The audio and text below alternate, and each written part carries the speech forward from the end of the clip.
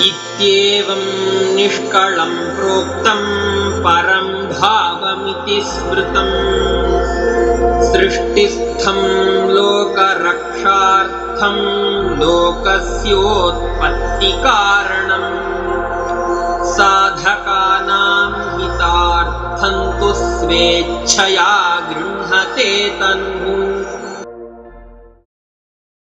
Paramashiva, the ultimate supreme being, who is the cause of the creation of the universe, assumes a body out of his free will for the protection of the universe, for the welfare of the spiritual seekers and devotees.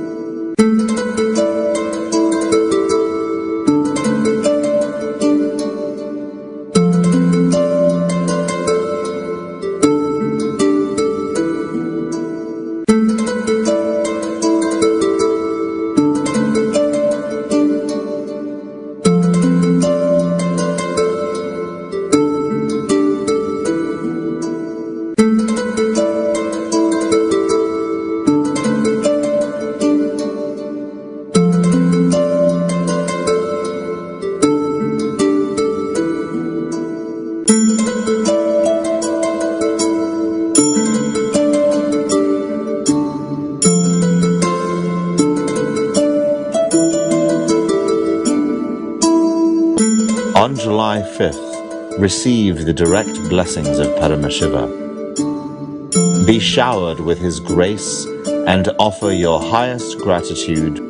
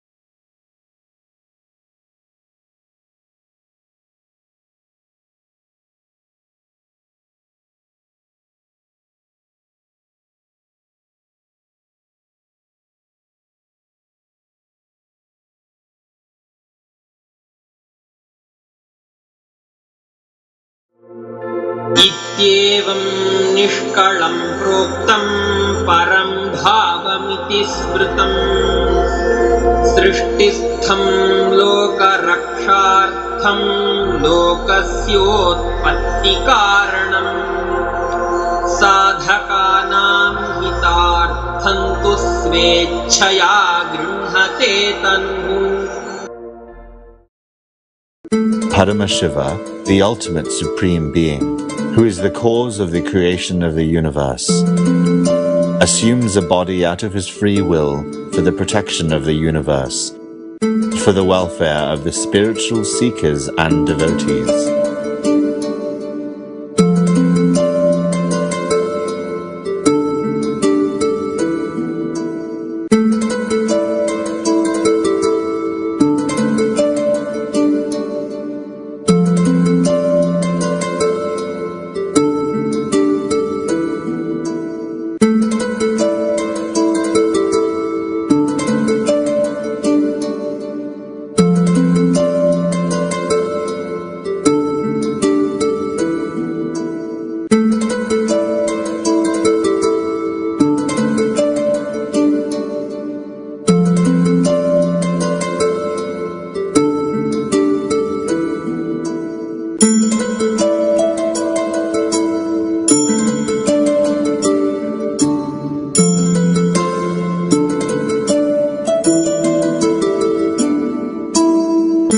On July 5th, receive the direct blessings of Paramashiva.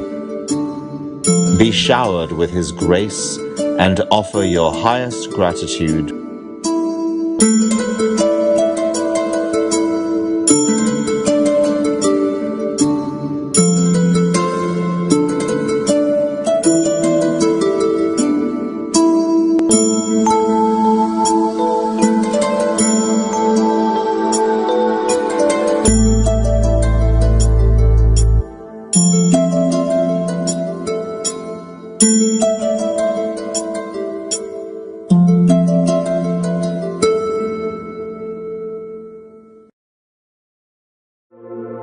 इत्येवं निष्कलं प्रोक्तं परं भावमिति स्मृतं सृष्टिस्थं लोकरक्षार्थं लोकस्योत्पत्तिकारणं साधकानां हितार्थं तु स्वेच्छया गृह्णते तनुः. Paramashiva, the ultimate supreme being, who is the cause of the creation of the universe, assumes a body out of his free will for the protection of the universe, for the welfare of the spiritual seekers and devotees.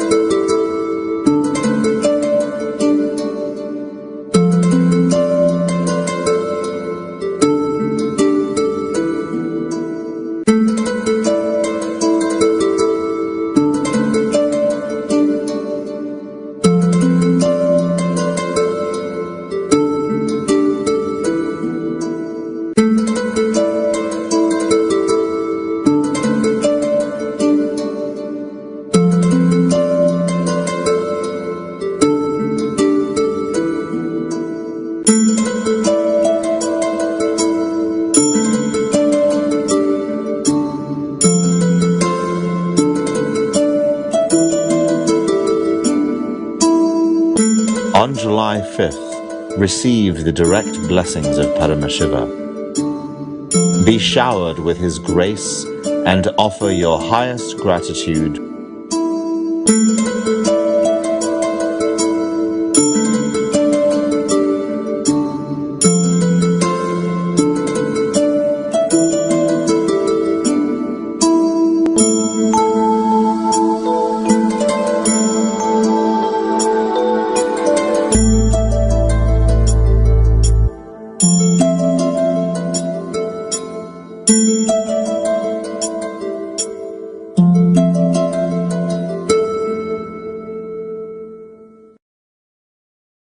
Whatever you think as your strength, like how much cash you have, how much gold you have, how much money you have in the bank, what all properties you have, your secret passwords, passcodes, your strength secrets, you will tell only to your son or your daughter to whom you are going to give your inheritance.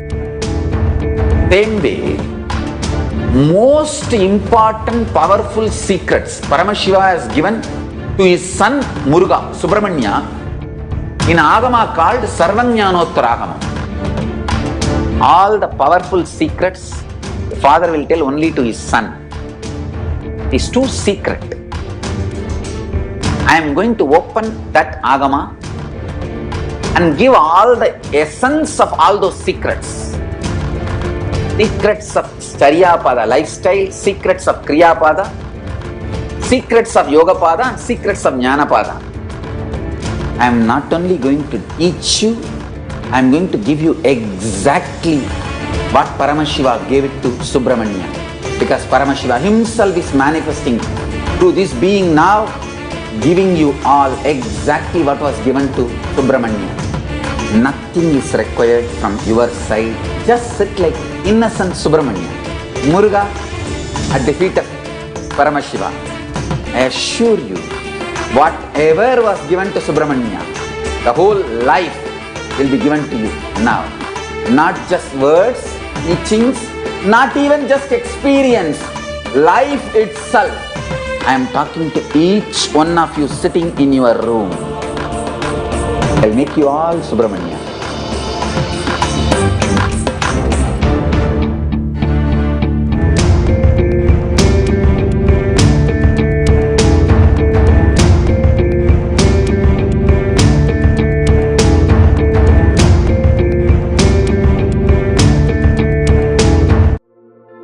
इत्येवं निष्कलं प्रोक्तं परं भावमिति स्मृतं सृष्टिस्थं लोकरक्षार्थं लोकस्योत्पत्तिकारणं साधकानां हितार्थं तु स्वेच्छया गृह्णते तनुः.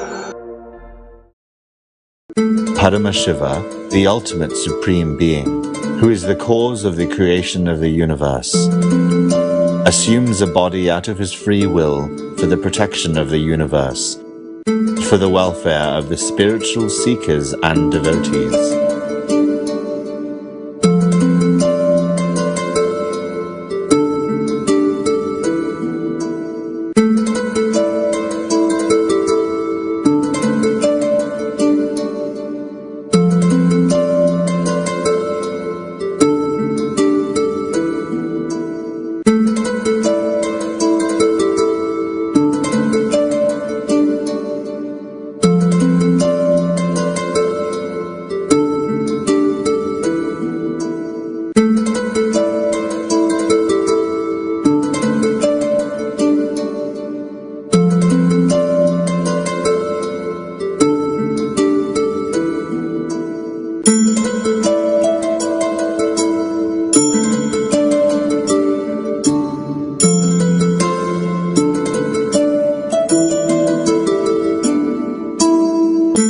On July 5th, receive the direct blessings of Paramashiva. Be showered with his grace and offer your highest gratitude.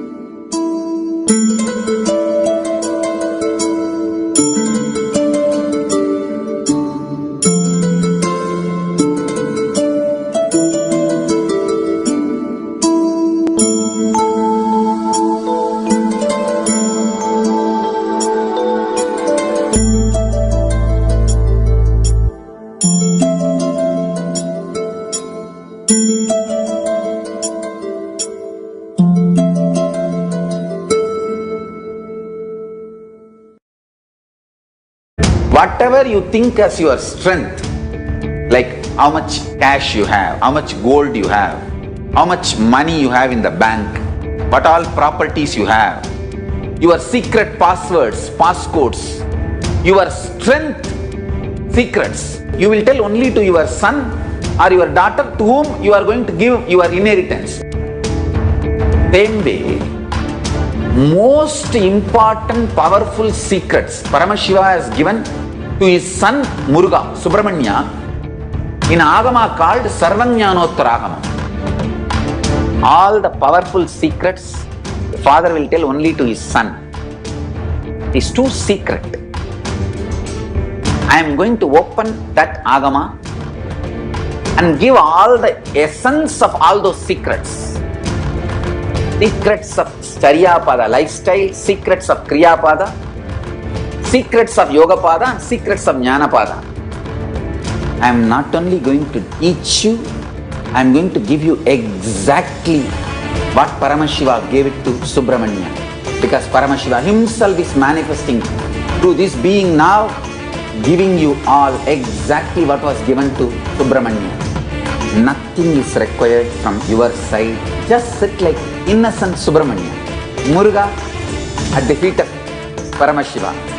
I assure you, whatever was given to Subramanya, the whole life will be given to you now. Not just words, teachings, not even just experience, life itself. I am talking to each one of you sitting in your room.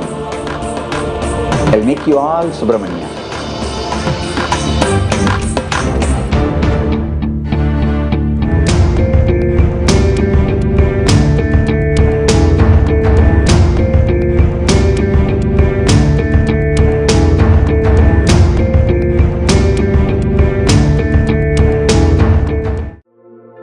इत्येवं निष्कलं प्रोक्तं परं भावमिति स्मृतम् सृष्टिस्थं लोकरक्षार्थं लोकस्योत्पत्तिकारणम् साधकानां हितार्थं तु स्वेच्छया गृह्णते तन्मुः. Paramashiva, the ultimate supreme being, who is the cause of the creation of the universe, assumes a body out of his free will for the protection of the universe, for the welfare of the spiritual seekers and devotees.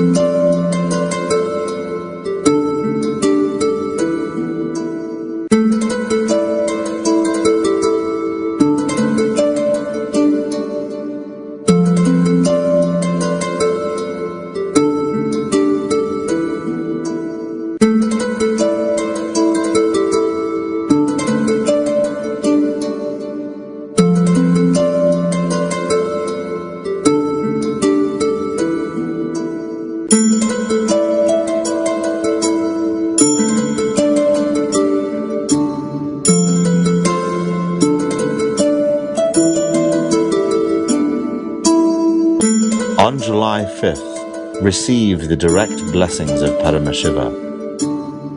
Be showered with his grace and offer your highest gratitude.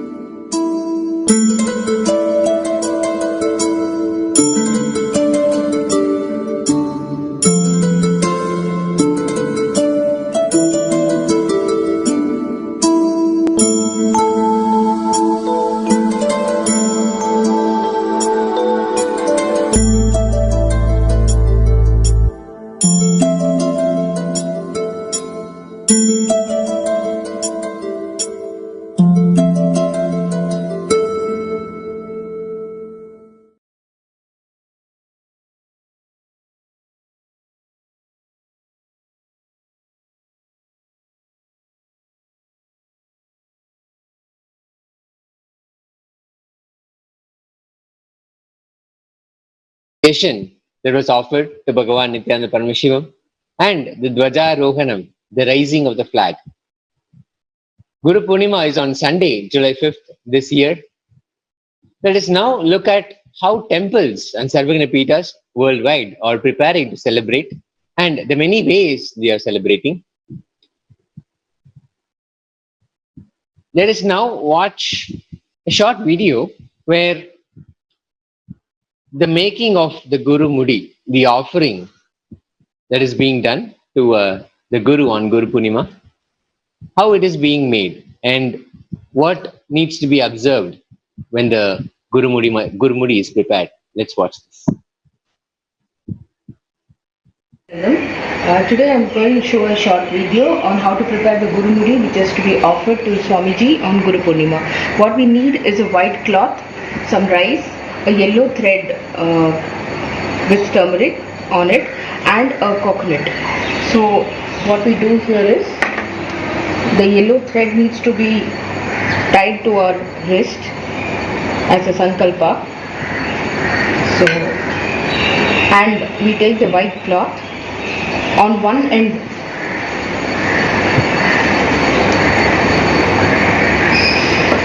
we put the rice. We can take 1 glass of rice.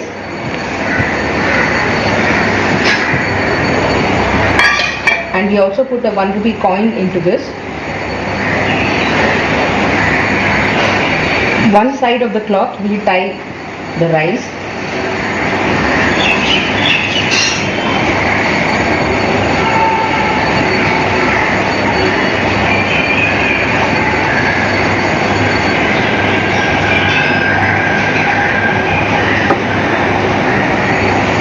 And on the other side we tie the coconut.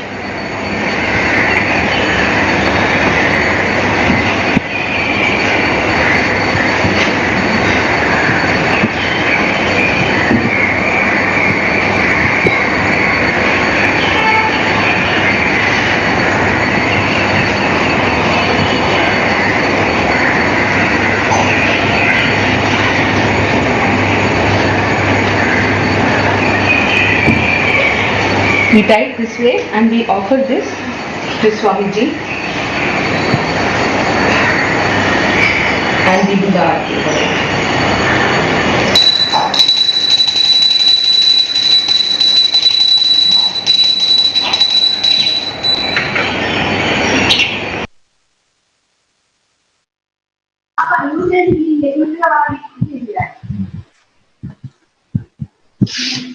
To give us the significance of this Gurumudi that we just watched, how to make it, and also share about the global efforts from all over the world, all the temples and Sarvagni Pitas. We now have Srinitya Abhimuktananda to share with all of us the celebration, the preparation for the Guru Purnima celebration. Nithyanandamaya, and welcome. Nithyanandam Swami, am I audible? Yes, Aya, you're very much audible. Thank you so much. Please. Yes. So, beautiful Guru Purnima celebrations happening. We're all enjoying it.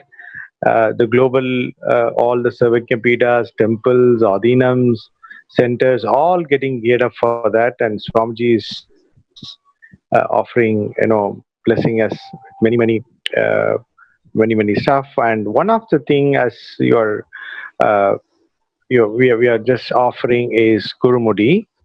So thanks very much for the opportunity given to me, Tejo Swami, for coming and talking for this to tell the global audience what Gurumudi is. I'm sure most of our devotees already know about it, and these videos what we have presented today will show you how we have to make Gurumudi. So I just would like to take a couple of minutes in explaining the concept and context behind Gurumudi. Swamiji was emphasizing about the oneness with Guru, and the simple integrity is a core need for any seekers. He said many times in Satsang, just have a simple integrity to me. I will just give you what all the things we can give it to you. So, is it fine, Swami, now? Yes, yeah. Please go ahead. So the idea is how we can increase the simple integrity and oneness with Swamiji. One of the offering is Gurumudi.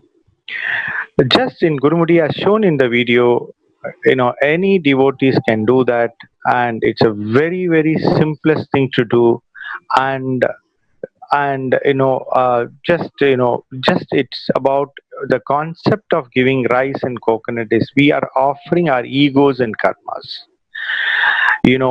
Karmas is one which we are carrying for the long, not only in this janma, from janma after janma after janma. So many janmas we are carrying that, and we just hand over everything to Swamiji's feet, and he is going to take that karma out of us.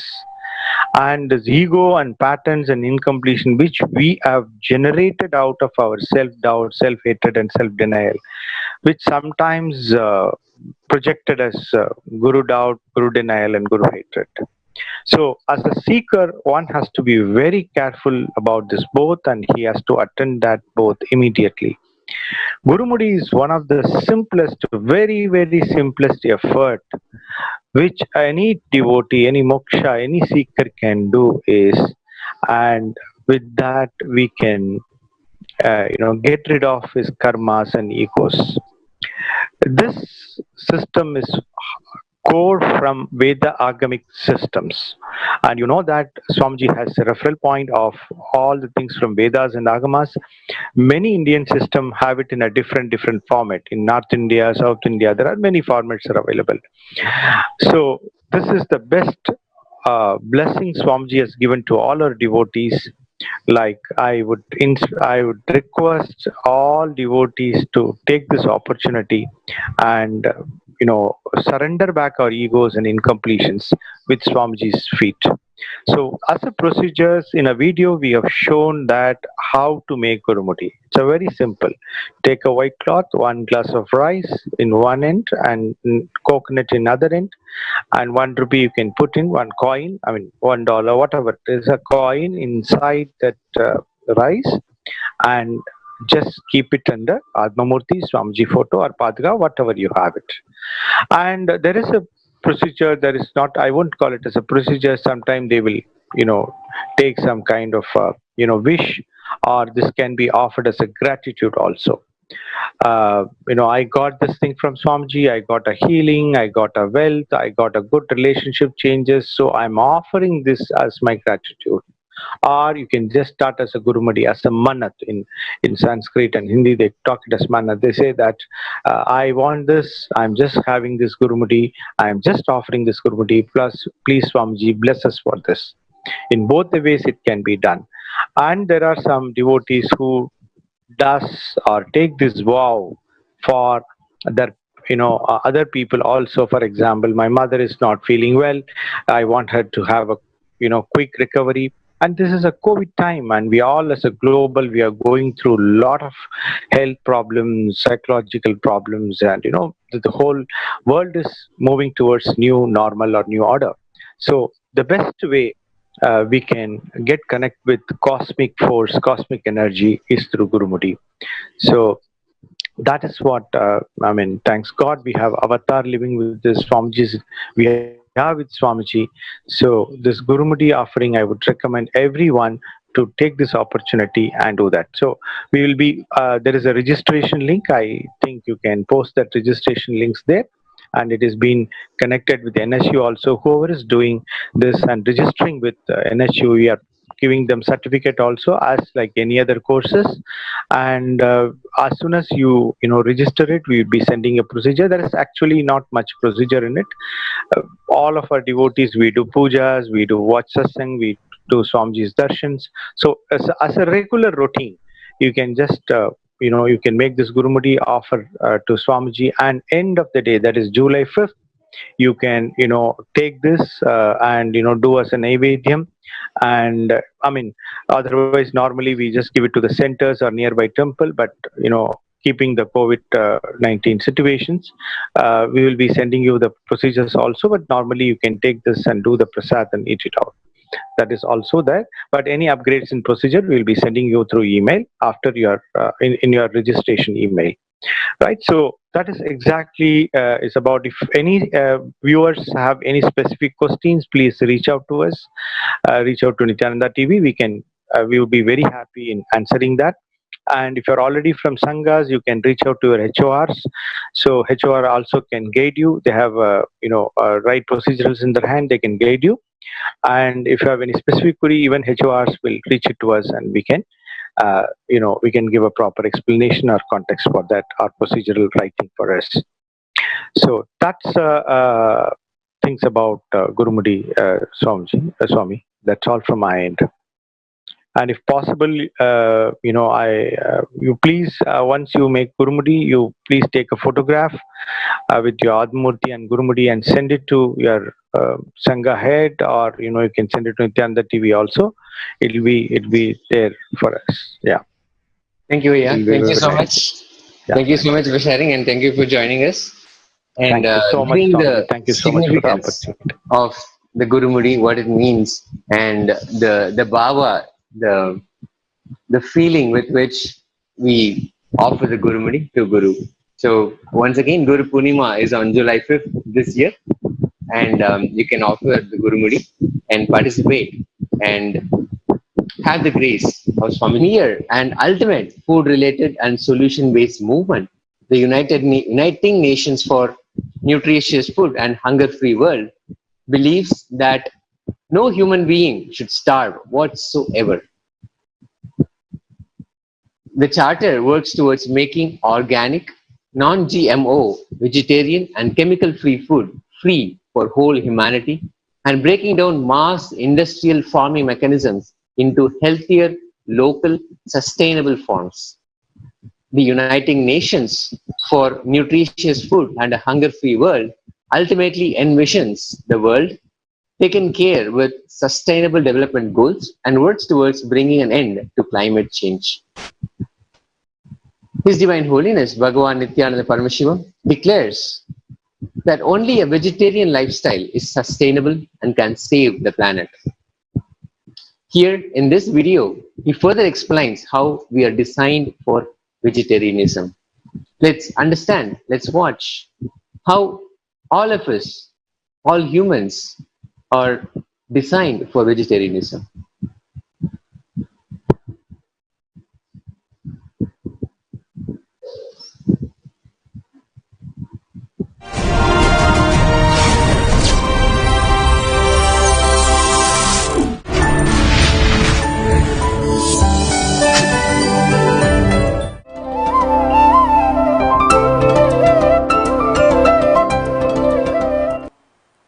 Your body is naturally designed for vegetarian food.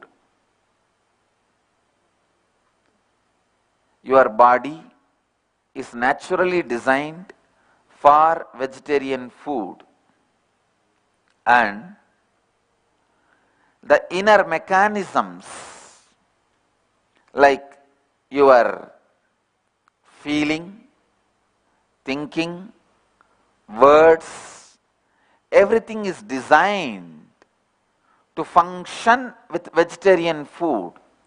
It is like you have a generator which can handle only 220 volt current, or you have a UPS which can handle only 220 volt current, but you give 20,000 volt current, what will happen? It will get fused. Same way, if the system is designed by the nature for vegetarian food, and you go on dumping non-vegetarian food into it due to ignorance, we have to face the result. Many people present the arguments, no, in the ancient times human beings were non-vegetarian. No, they were fruit eaters. They were vegetarians, leaf eaters, fruit eaters. Only when they started killing the animals to save themselves, to protect themselves, they started thinking, disposing them is a very difficult job. Eating them may be a better way of disposal. That is the way first human beings started making their stomach as graveyard for animals.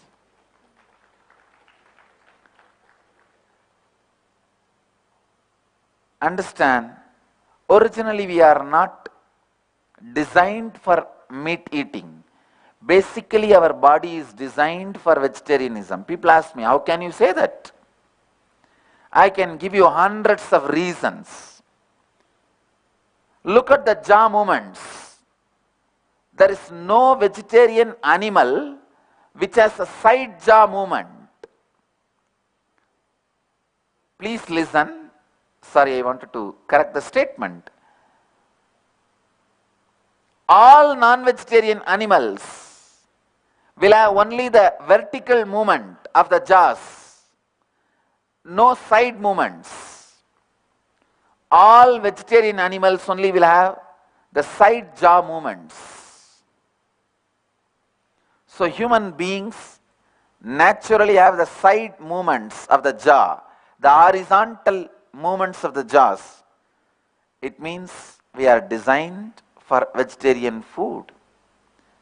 Unfortunately, we have the freedom to do anything we want, and we misused and abused the freedom. Vegetarian animals are better because they do not have the freedom. It's good in a way. Sometimes if you don't have a freedom to abuse your body, you can see all the animals, the vegetarian animals, they will have vertical and horizontal, both movements of the jaw. But all non-vegetarian animals will have only the vertical movement of the jaw.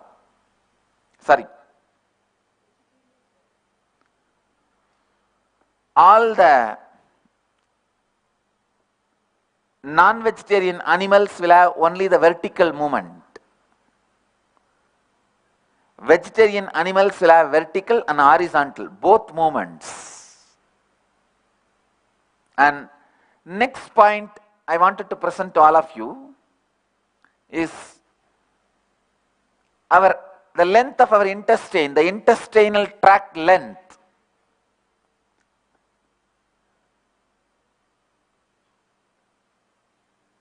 And our bowels, the way they are designed, it is for vegetarianism, because the length is more than 10 or 12 times of the body length. The alkaline saliva to pre-digest plant foods, the bowels with pockets for optimal nutrition absorption, all this, our teeth structure with flat molars, all are very clear indications nature has designed our body to be vegetarians. We are born to be vegetarians. I tell you, if the majority population of the country decides, of a society decides, of a humanity decides to live with vegetarian food, the agitation human beings experience, the depression human beings experience, the fear human beings experience will drastically drop, and that will really help the peace and joy, prosperity of humanity. Let me come back to the subject of awakening your bioenergy, Kundalini energy, through the proper diet, pure diet.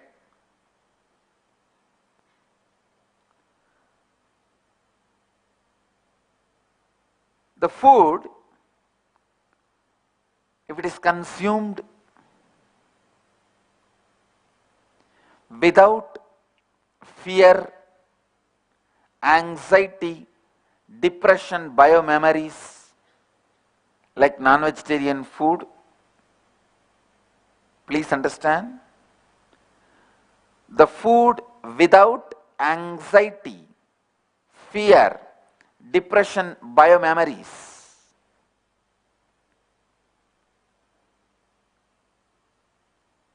if they are consumed,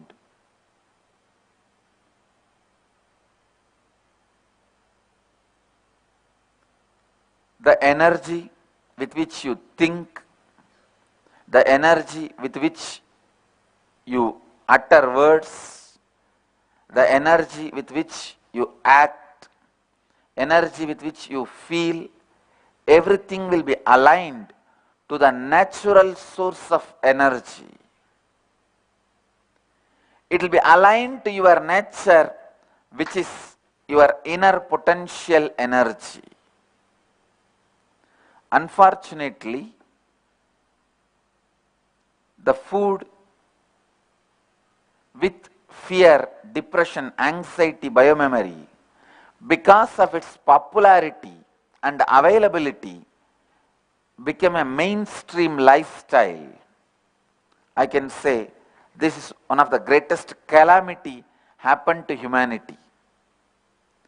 The non-vegetarian lifestyle is one of the greatest calamity happened to humanity.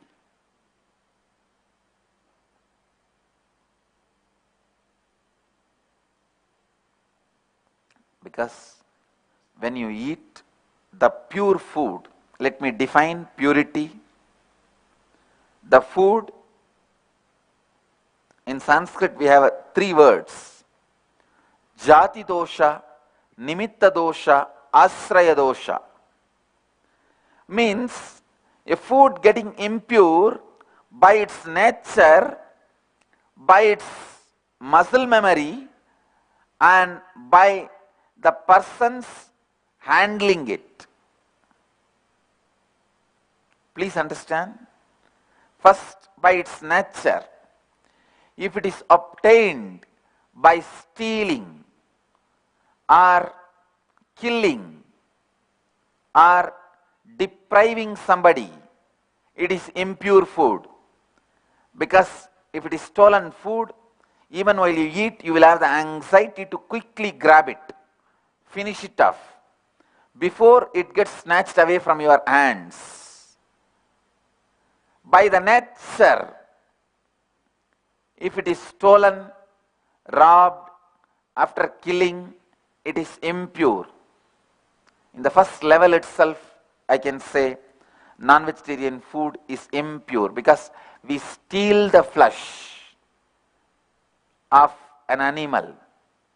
We steal it after killing it. So it is murder and robbing. Second, nimitta dosha. The way the food comes to you, when it comes to you, the non-vegetarian food comes with so much of anger, fear, depression, biomemories filled in it. So again, it can never be near anywhere to the pure food. Third, ashraya dosha, the people who handle it, touch it. Surely a non-vegetarian food is going to be touched by the people who kill the animal. The person who kills the animal is going to handle and make the food for you. Anything which is touched by a murderer is going to carry that energy, that aura, that biomemory in it. So he adds little more poison as his contribution. Then understand the impurity, the amount of impurity the non-vegetarian food carries. In turn, the vegetarian food, let us look at the vegetarian food, which is natural part of your whole bioenergy. And I tell you from my experience with myself and my millions of followers and disciples all over the world, your mood swings, the way you decide things in your life, the way you feel about you, the way you feel about the world, everything changes when your diet becomes vegetarian. Because with the vegetarian diet, the thinking becomes more subtle and settled. The agitation, aggression disappears. I've seen in my life, in my travels all over the world, meeting different cultures, civilization, people. From that I can see very clearly, and I can tell you from my experience, people who live as vegetarians, their bioenergy is very high. Their biomemory is very high. I can give you various deeper understandings about it.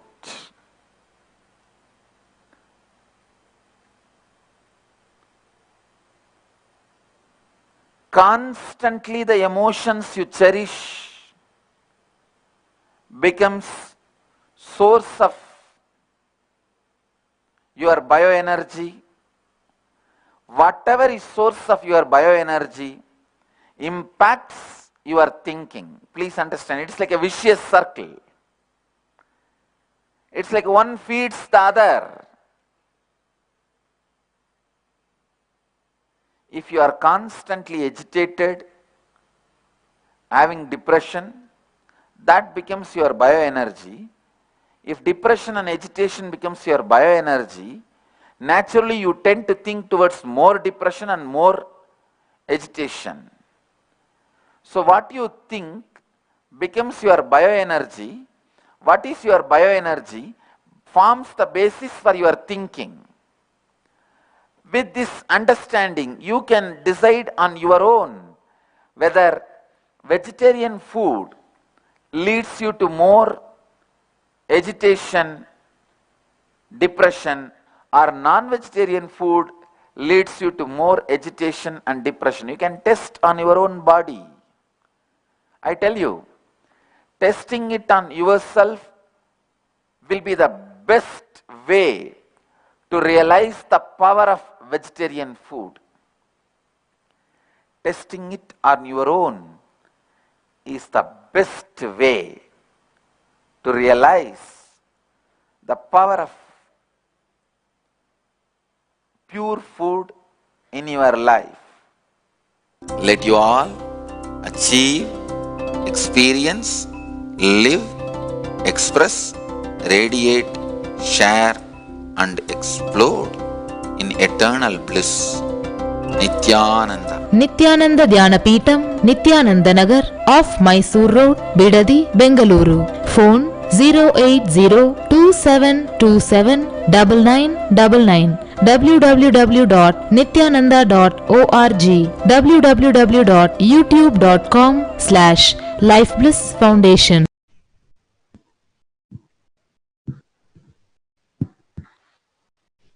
We now saw Swamiji explaining how we are designed for vegetarianism.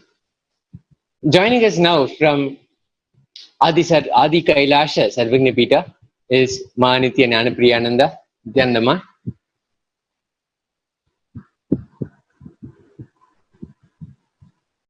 Let's look at the worldwide efforts towards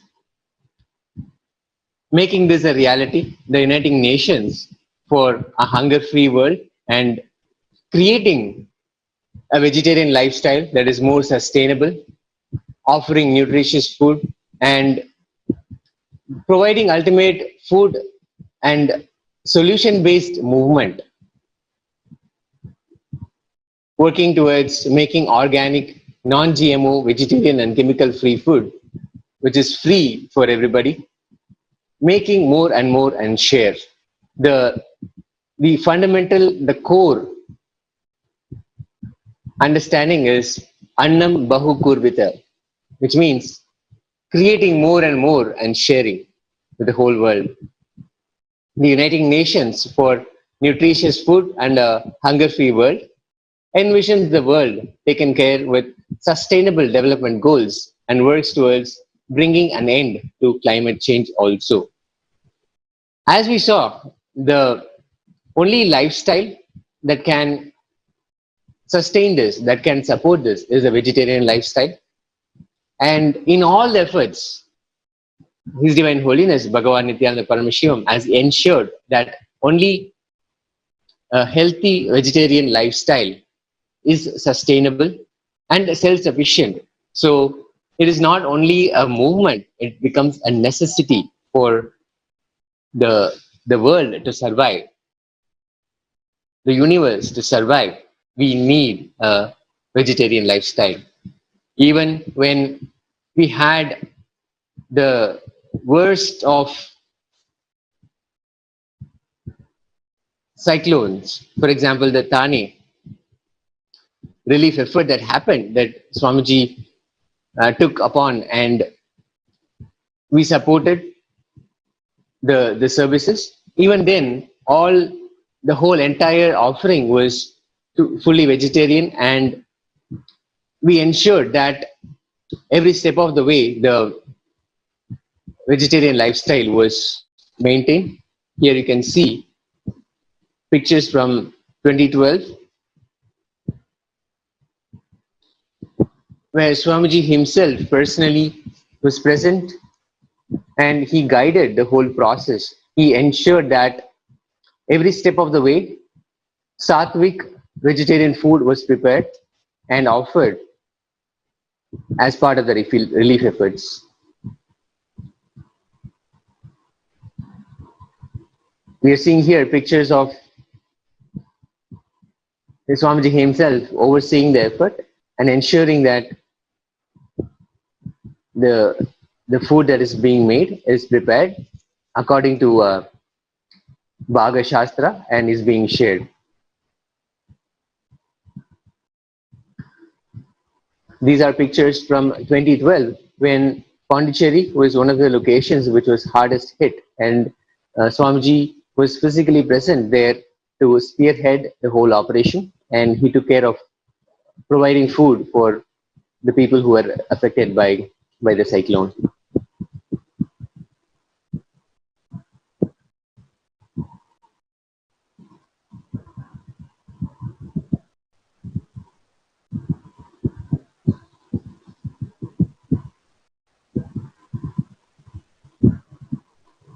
As you can see, food getting distributed.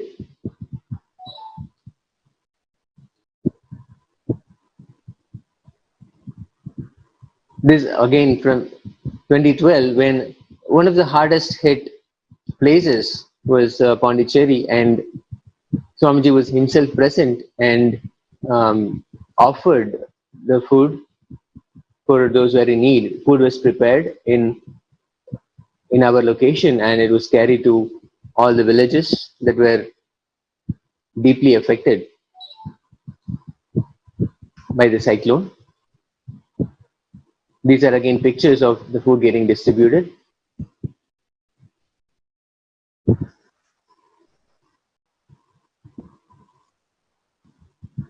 Not only that, there was a medical camp also set up so that the people will get a medical checkup, especially when the services were very minimal and it was very difficult to reach out to any service. These are pictures from Los Angeles Sarvagnapeetham, where any prasada, any offering that is made for the deities and Swamiji is shared, distributed to everybody, to all over the location. Whoever is available, whoever is in need, the food is getting distributed.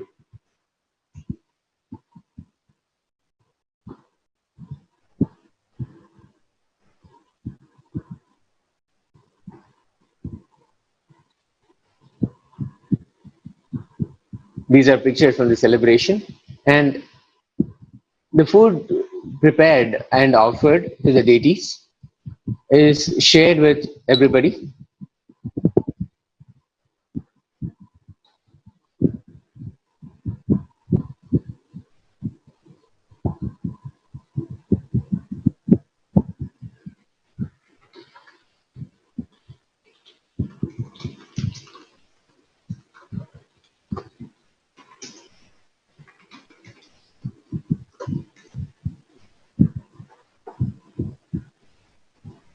For every grand festival, offerings are made in a grand scale and celebrated exactly how the Vedagamas Swamiji has given the foundation. Annam Bahu Kurvita, create, produce more and more food and share with the whole world.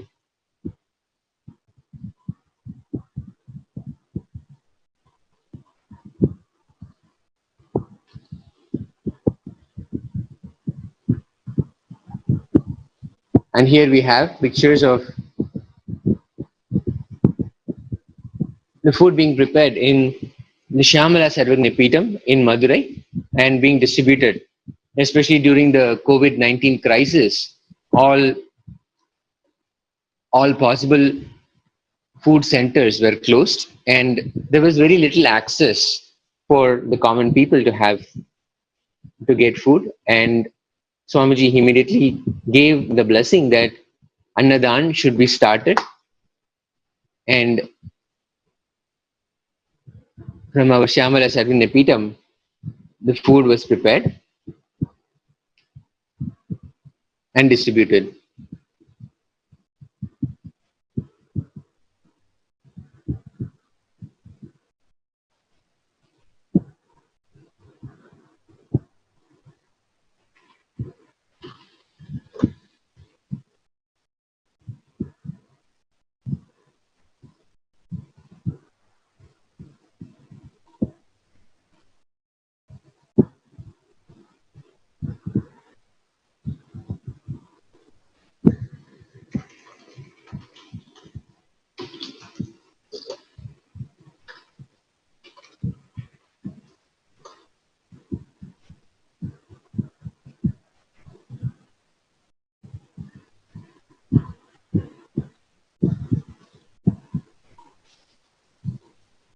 As we saw, the philosophy of the United Nations for Nutritious Food and Hunger-Free World is based on the belief that food should be free of cost, toxin-free, and made without any touch of violence.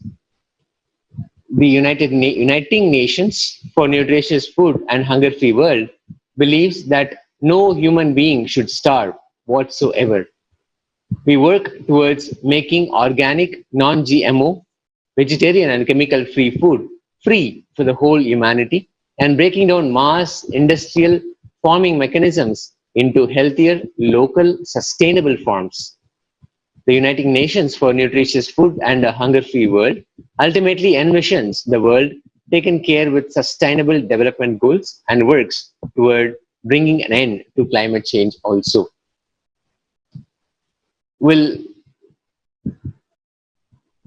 We'll get to hear some direct experiences of producing food and sharing and making it in a sustainable fashion, how an ecosystem can sustain itself naturally with vegetarian food after this.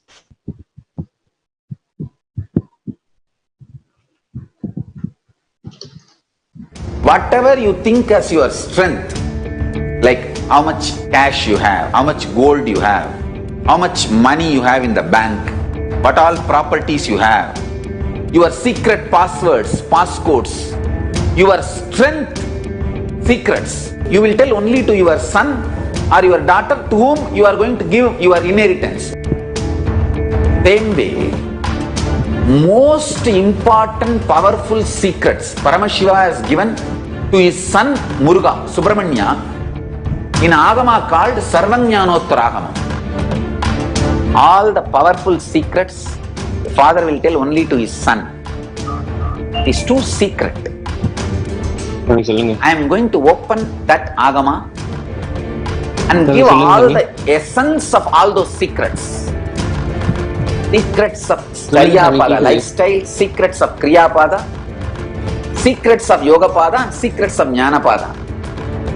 I am not only going to teach you, I am going to give you exactly what Paramashiva gave it to Subramanya. Because Paramashiva himself is manifesting through this being now, giving you all exactly what was given to Subramanya. Nothing is required from your side. Just sit like innocent Subramanya. Muruga at the feet of Paramashiva. I assure you, whatever was given to Subramanya, the whole life will be given to you now. Not just words, teachings, not even just experience, life itself. I am talking to each one of you sitting in your room. I'll make you all Subramanya.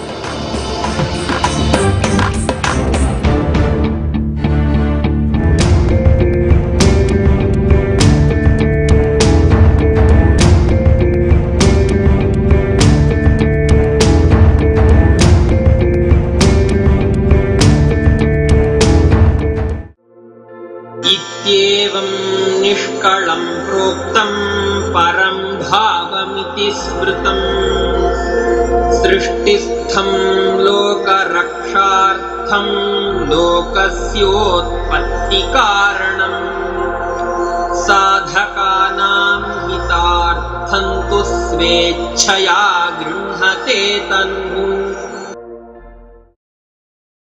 Paramashiva, the ultimate supreme being, who is the cause of the creation of the universe, assumes a body out of his free will for the protection of the universe, for the welfare of the spiritual seekers and devotees.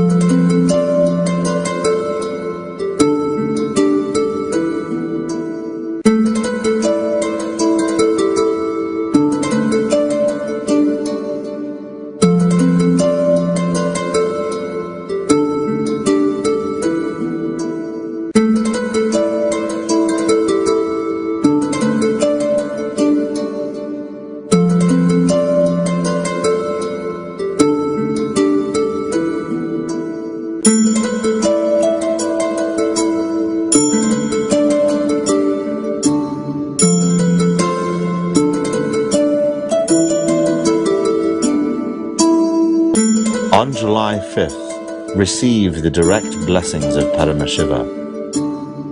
Be showered with his grace and offer your highest gratitude.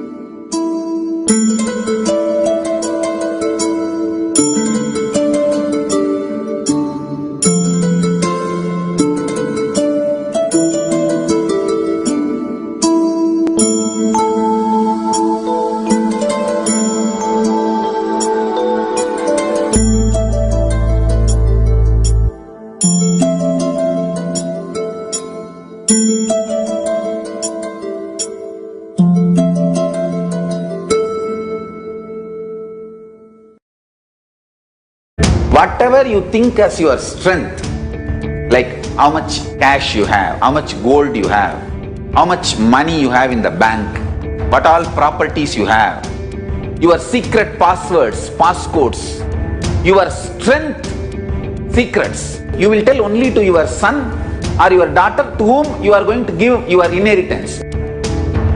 Same way, most important powerful secrets Paramashiva has given to his son Muruga, Subramanya, in Agama called Sarvajnanottaragama. All the powerful secrets the father will tell only to his son. It is too secret. I am going to open that Agama and give all the essence of all those secrets. Secrets of Charyapada lifestyle, secrets of Kriyapada, secrets of Yogapada, secrets of Jnanapada.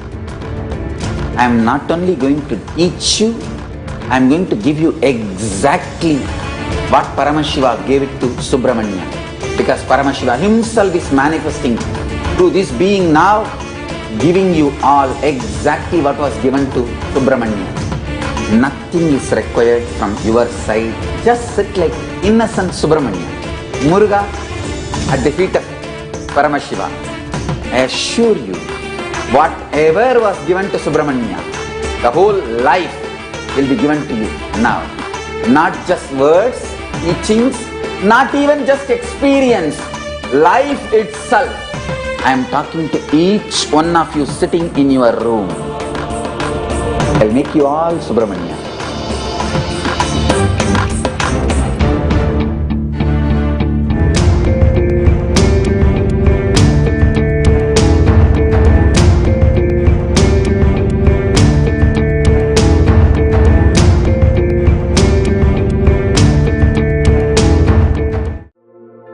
इत्येवं निष्कलं प्रोक्तं परं भावमिति स्मृतं सृष्टिस्थं लोकरक्षार्थं लोकस्योत्पत्तिकारणं साधकानां हितार्थं तु स्वेच्छया गृह्णते तनुः.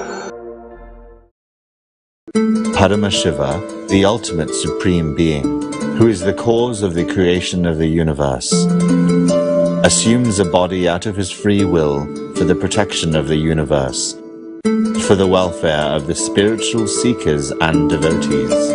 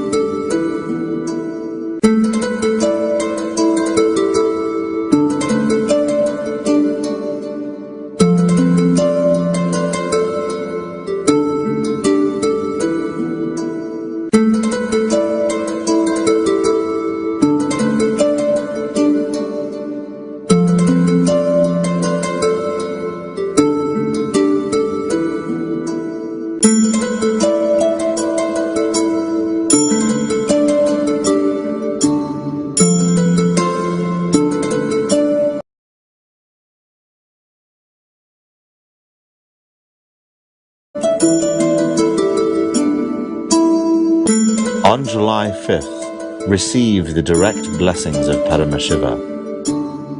Be showered with his grace and offer your highest gratitude.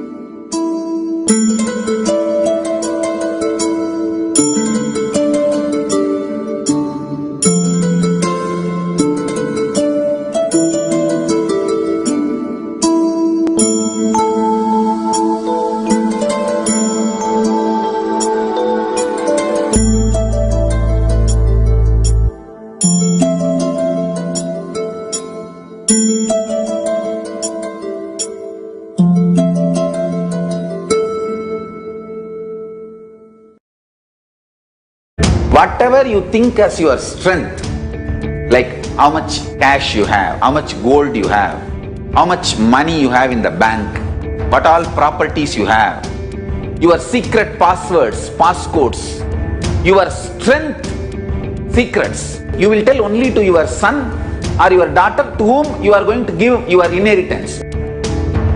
Same way, most important powerful secrets Paramashiva has given to his son Muruga, Subramanya, in Agama called Sarvanyanottara. All the powerful secrets the father will tell only to his son. It's too secret. I am going to open that Agama and give all the essence of all those secrets. Secrets of Charyapada lifestyle, secrets of Kriyapada, secrets of Yogapada, and secrets of Jnanapada. I am not only going to teach you, I am going to give you exactly what Paramashiva gave it to Subramanya. Because Paramashiva himself is manifesting through this being now, giving you all exactly what was given to Subramanya. Nothing is required from your side. Just sit like innocent Subramanya, Muruga at the feet of Paramashiva. I assure you, whatever was given to Subramanya, the whole life will be given to you now. Not just words, teachings, not even just experience, life itself. I am talking to each one of you sitting in your room. I'll make you all Subramanya.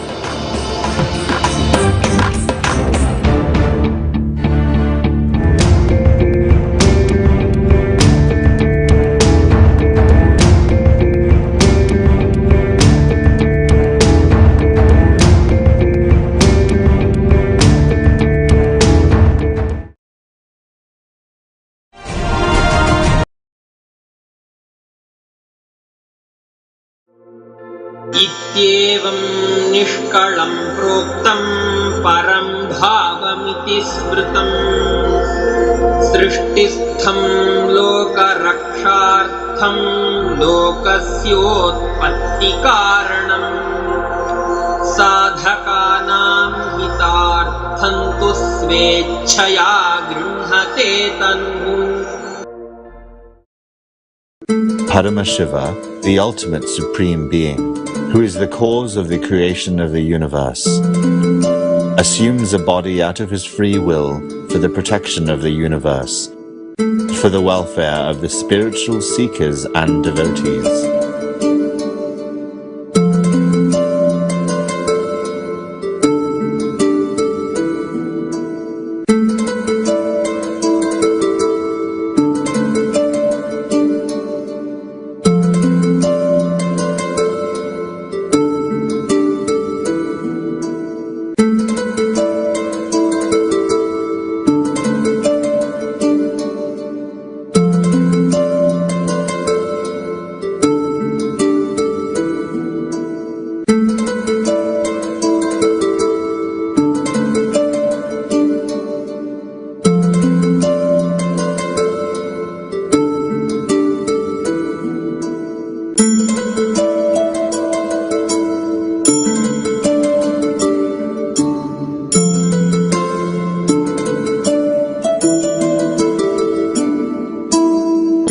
On July 5th, receive the direct blessings of Paramashiva.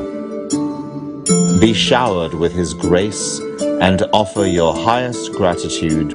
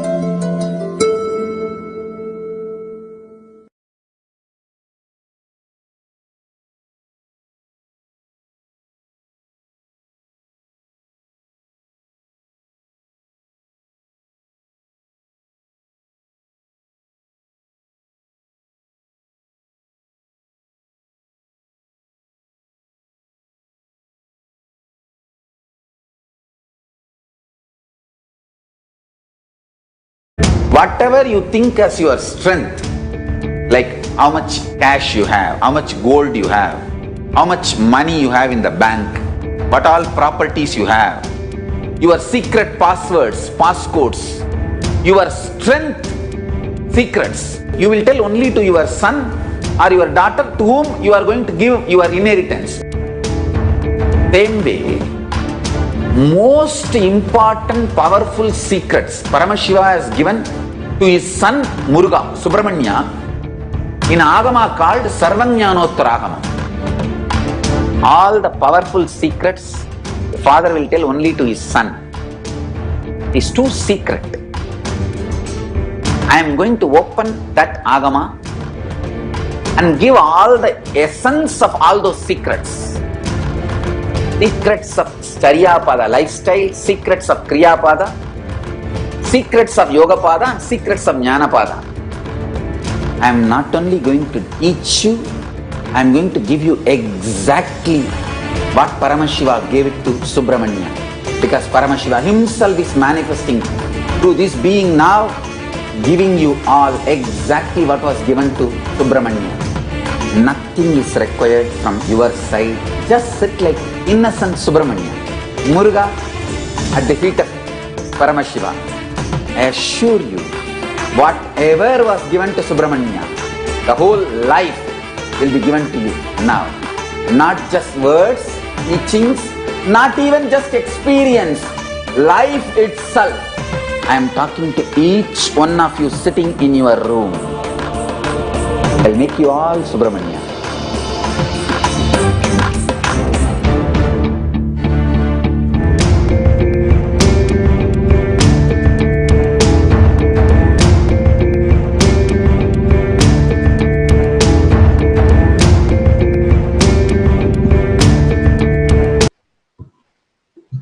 As we are looking at the multiple ways our worldwide temples and Sarvagna Peethas are preparing ourselves to celebrate the Guru happening in all our lives as part of the Guru Purnima celebrations.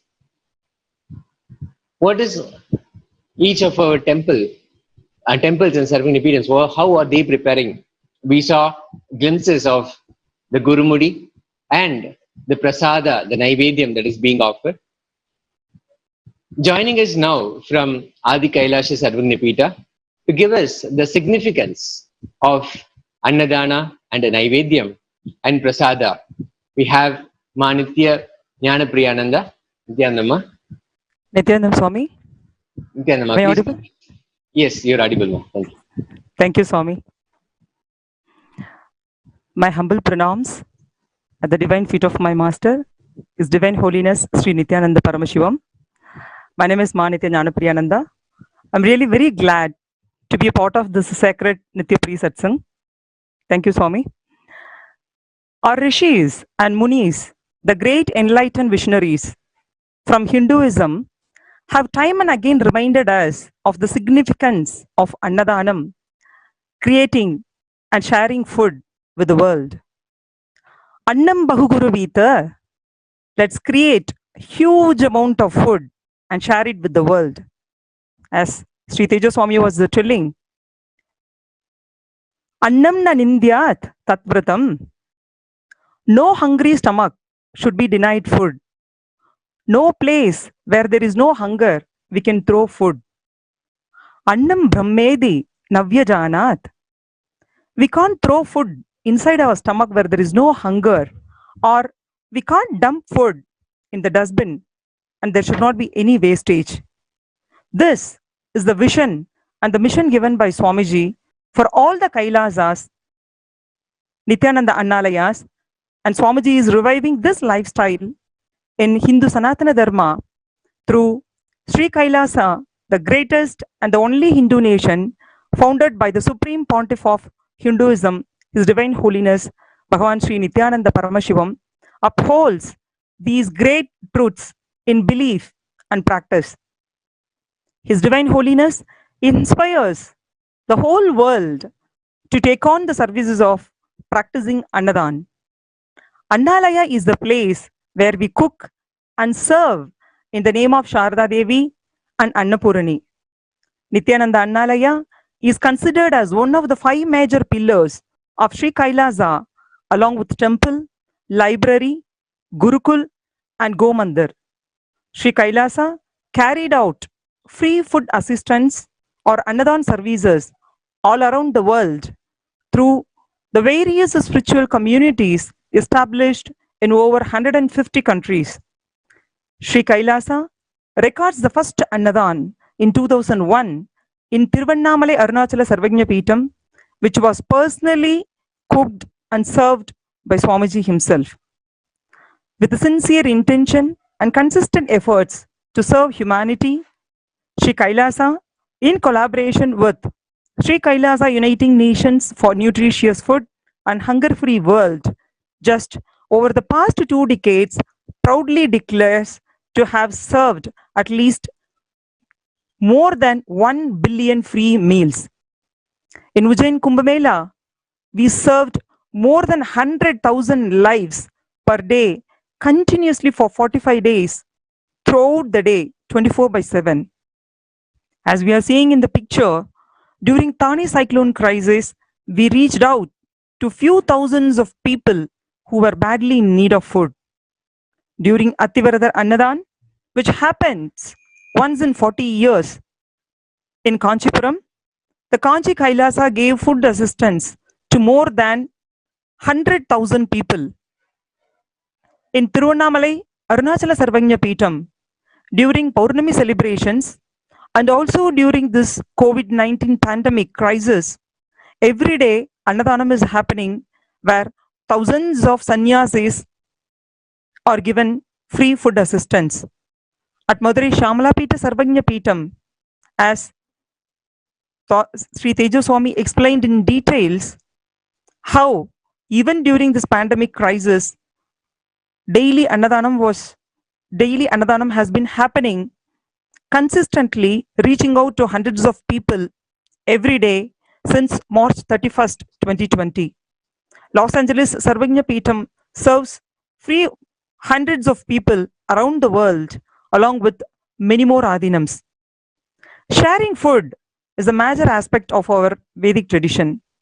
In one of the Satsang, Swamiji says in his own words, all our ashrams, centers, temples, and communities around the temples should grow food in the energy field without using any chemicals or fertilizers, in an organic way, and prepare food either by cooking or half cooking or in a natural way, then offer the food to the deities and share it with the world as much as possible without expecting anything in return.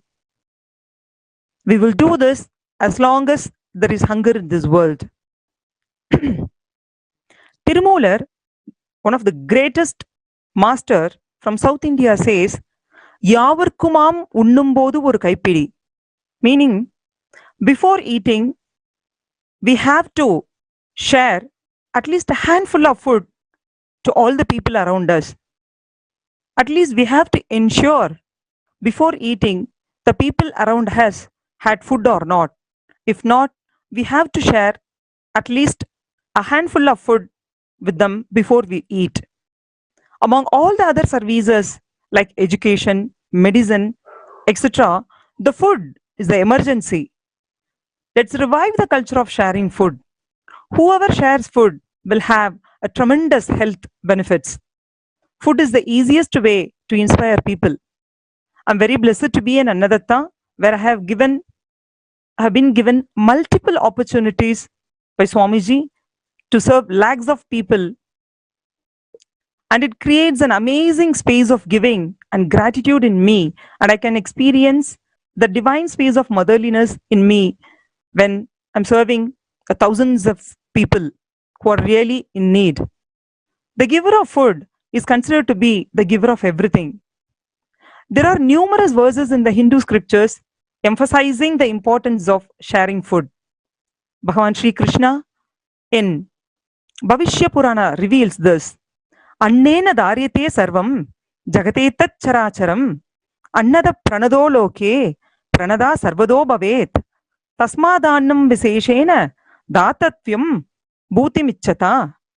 The world, both animate and inanimate, is sustained by food. The giver of food is the giver of life and indeed everything else. Therefore, one who is desirous of well-being in this world and beyond should make a special endeavor to give food. Thus, Swamiji says, all his devotees and disciples should make this as a practice to serve all those people who visit our homes without fail. And I sincerely suggest everyone to experience the divine space of Annadatta by sharing food with others around us. Among the services, like I said earlier, among everything like education or medicine, food is the emergency. Especially during this crisis caused by COVID-19 pandemic, as I mentioned earlier, many adinams continue to serve free food to all those who are really in need. In all these adinams, the food is cooked in very sattvic way according to Bhagavasastra.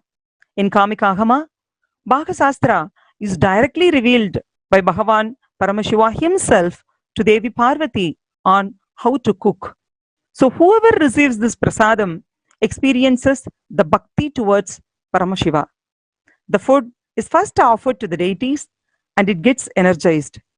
So it is considered as Mahaprasada, and we mix this offered Naivedyam back into the remaining food before partaking it, and it's distributed to all the devotees who are present in the temple. It is considered extremely auspicious to be able to partake in a morsel of this prasadam. Vedic rishis always reached out to common mass through food.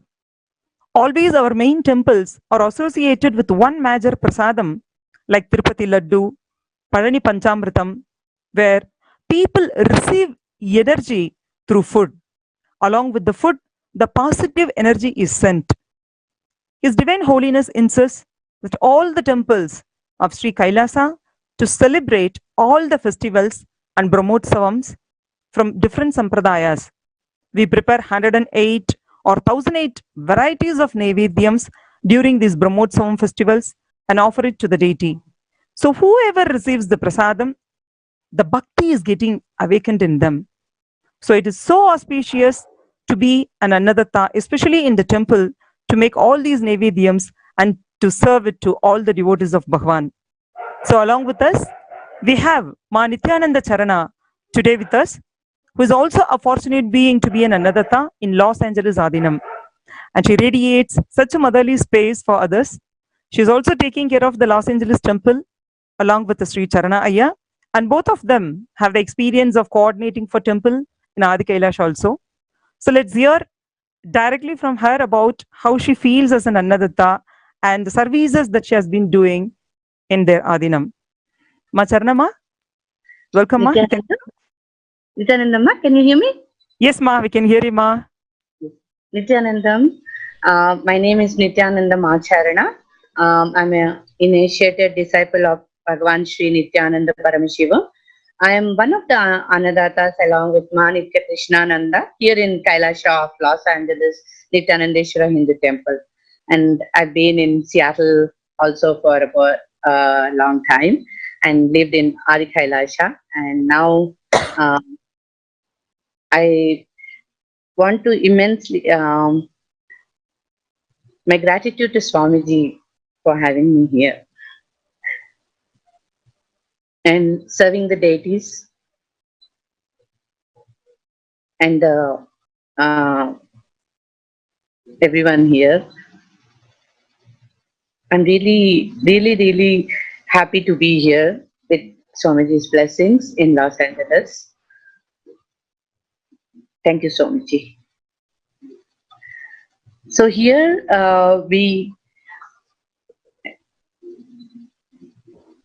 so across the globe, in Nithyananda Analayas worldwide, we are so fortunate to be serving organic sattvic naivedyams to our deities at the temple and serving that as blessed food prasadam to all the devotees. We also serve the community as annadan for thousands of people all over the world, benefits immensely from highly energized blessed food. Also, several of our temples and centers are conducting Mahadeva's Bhagshastra Sattvic cooking classes, so people can prepare this high energized food. We are blessed to be guided by Swamiji in all these efforts by our Analayas globally. So it's really being an Annadata is such a fulfillment. I have been doing this for almost 10 to 12 years. Cooking for the deities as a Naivedyam and offering, a Naivedyam offering is such a blessing. Thank you, Swamiji.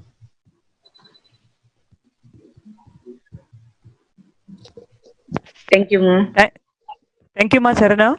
Thank you for your sharing such a wonderful experience happening in Los Angeles, Adinam. Thank you so much, Ma.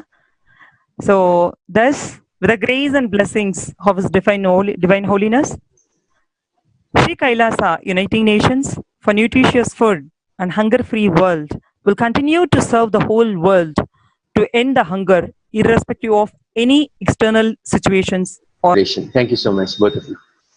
Thank you, Nityananda. Thank you, Swami Nithyananda. His Divine Holiness, Bhagavan Nithyananda Paramashivam says, Gurukul is a place where celebration begins with the right words in the blossoming minds, creating a gateway of possibilities, creating an enlightened civilization with yogic body and Vedic mind. Swamiji introduces the possibilities of Gurukul system. Beautifully says, Gurukul awakens your sixth sense. As part of the Nithyananda Vidyalaya Gurukul in education, Swamiji beautifully introduced the possibilities. Nithyananda Gurukul is a mystical Vedic school established by His Divine Holiness Nithyananda Paramashivam. Here, students live their highest potential and manifest various spiritual powers. The Gurukul functions according to Swamiji's vision that education is for life, but life itself is not for education. The Gurukul brings to the world the right kind of education that empowers you. Here we have Swamiji himself introducing the many possibilities of Gurukul system, how the awakening of the sixth sense happens through the Gurukul system.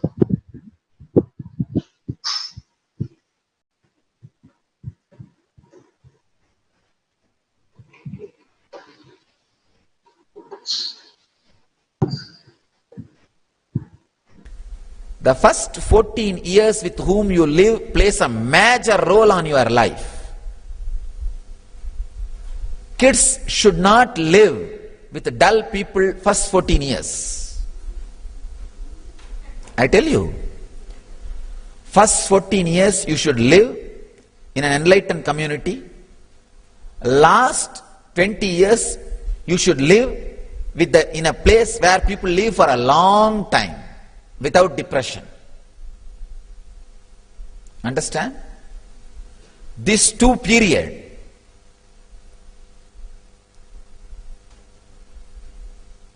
this first 14 years, if you live in a community where the intelligence knowledge-based community, your life will be the best in the world. If you live the last 20 years in a community where people live long without depression, means you accepted the aging gracefully. If you have depression, you have not accepted aging gracefully. If you are sick and not living healthily, you are not aging gracefully. Healthy, peaceful, happy old age. If you are able to live in that kind of a community, understand, your death will be the great gift. This is what I call cosmic airport, where the landing and takeoff happens in a very intelligent way. Small mistake in landing will be an accident. Small mistake in taking off will be an accident.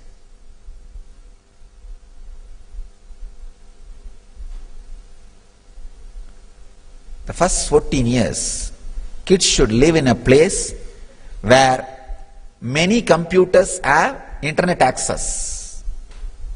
Many brains have the balance access, the sixth sense access. One important thing you need to know, in the internet, if you give only the LAN connection, all computers will have the access to the internet. In computers. In brain, even if 5-6 brains have the cosmic connection, if 10 more people are added to live in that place, all the other 10 will automatically pick it up. You don't need anything. Just all other 10 will automatically pick it up. Some of the researchers say that in a village where this polio prevention drops are given, if you give just 40% of the kids, all other 60% of the kids automatically get immune. In the 100 kids, if you just give 40 kids the medicine and come away, all other 60 kids, not only they have not taken medicine, they don't even know about the medicine, but their body gets developed in such a way, automatically they get immune. So there is something between the kids which transmits the energy and understanding. Unfortunately, the kid's body and mind always gets tuned to the highest possibility. When you grow up, you are always in tune with the lowest possibility.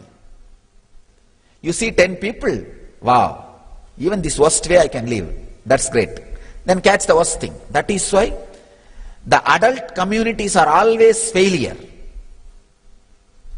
Because when you enter the community, you find out the lowest possibility and you put that as a benchmark and tune yourself and happy. But the kids, they catch the highest possibility and imbibe that. So the first 14 years, kids living in a place where more people have awakened or working on awakening the non-mechanical parts of the brain will do so much good which cannot even be told by words.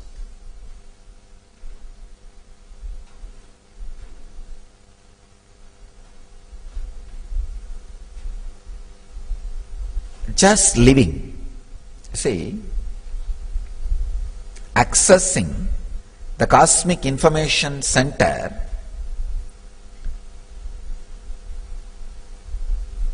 is not like a technique need to be taught step by step. Just if the kids know, wow, this kind of a person, extraordinary intelligence exists, that's all they need to know. That conviction is the internet access, that's all. Now the information which I said, that like this I had access to the information which was not fed to me through the eyes or ears. If they know that, that's enough. Their sixth sense, the balance, will just get awakened and will start functioning, and you will see in few days they also start expressing informations which was never fed to them through through the hearing or seeing. Over. I am opening up a great new possibility.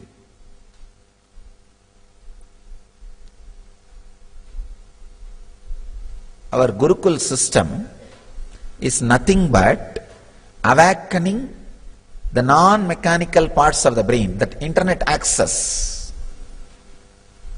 That's all. Ordinary education system, the Western education system, the book-based education system, the information education system, information-based education system, teaches you how to use your brain as a computer, personal computer, PC.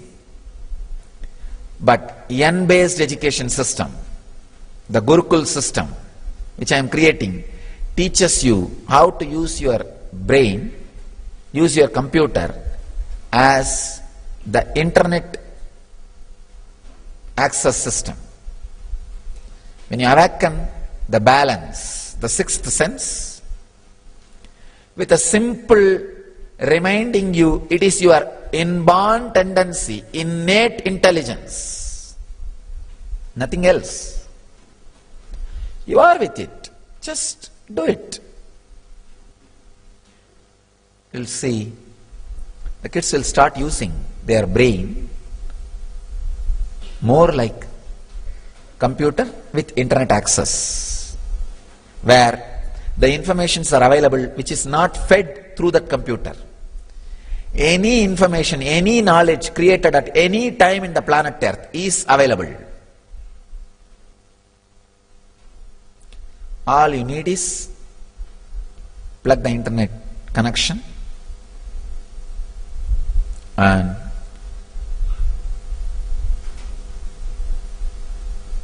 know that you can access and download and process.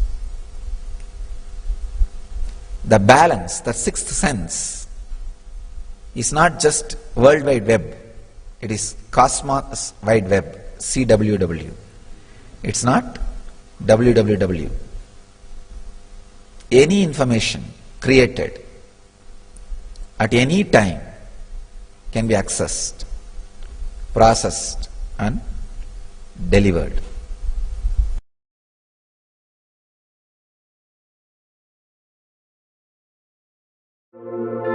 इत्येवं निष्कलं प्रोक्तं परं भावमिति स्मृतं सृष्टिस्थं लोकरक्षार्थं लोकस्योत्पत्तिकारणं साधकानां हितार्थं तु स्वेच्छया गृह्णते तनुः. Paramashiva, the ultimate supreme being, who is the cause of the creation of the universe, assumes a body out of his free will for the protection of the universe, for the welfare of the spiritual seekers and devotees.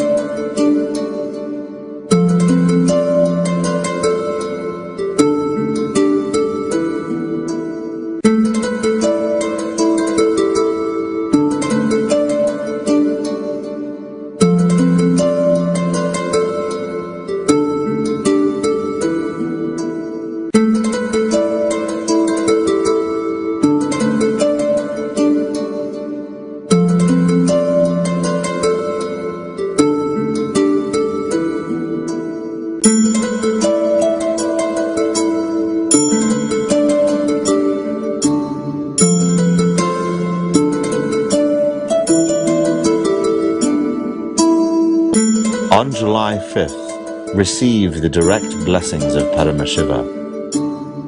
Be showered with his grace and offer your highest gratitude.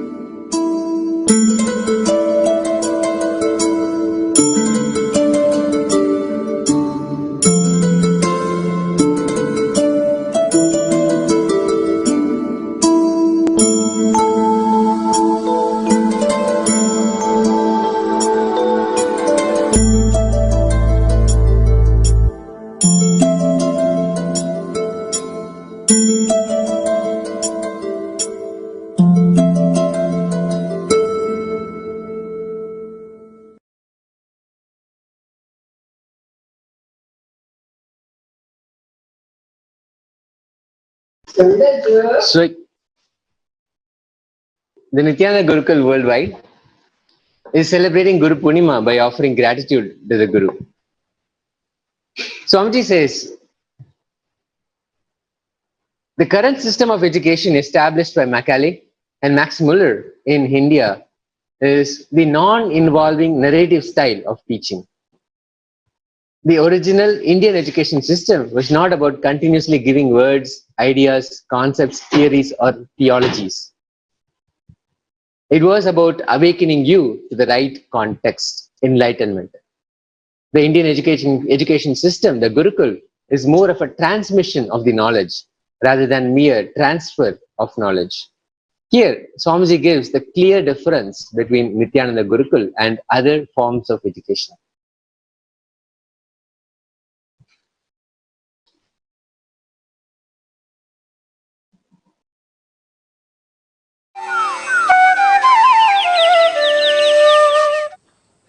My Gurukul is 100% free. Food, stay, education, everything is free. Because Sadashiva says, Guru is supposed to beg and feed the disciples. I said, I may beg physically or in the internet, but I will beg and feed my disciples. My Gurukul is 100% free.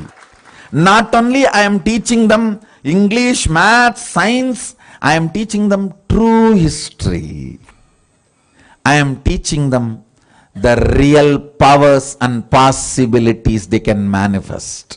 I am teaching them life.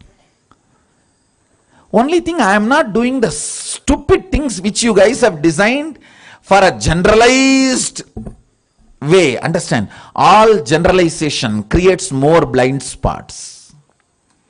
When there is a Google Earth available, Google Map is available, why will I make them memorize the capitals of all the countries and states? Macaulay's time it was not there, so you have to memorize. Capital of India is Delhi and capital of Tamil Nadu is Chennai. You have to memorize. Now there is a Google Earth and Google Map. Just Google it, that's all. They need to be taught Googling.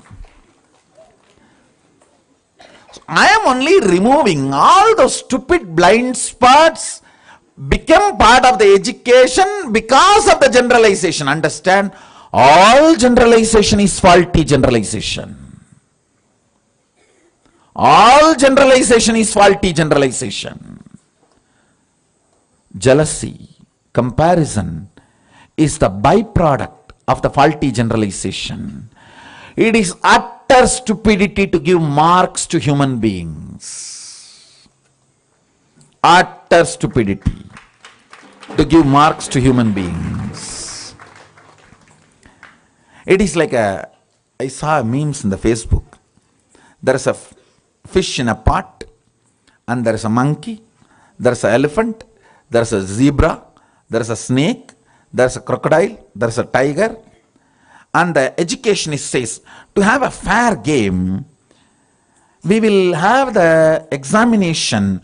Who claims this tree first? Please start. That is what I call faulty generalization. What will happen to the fish if he comes out of the water to climb the tree? All generalization is faulty generalization. Understand? What I am trying to convey, I will give you the essence. Media wants me to do the charity of what they think as best. I am doing the charity of what is best. If you think food is the best thing happened in your life, you can do just Annadan. If you think education is the best thing happened in your life, you share that with the world. That's your charity. If you think clothes are the best things happened to your life and you share the clothes, Vastradana, that's your charity. If you think enlightenment and spiritual powers are the best thing happened in your life, you share that with the world. That's all I am doing.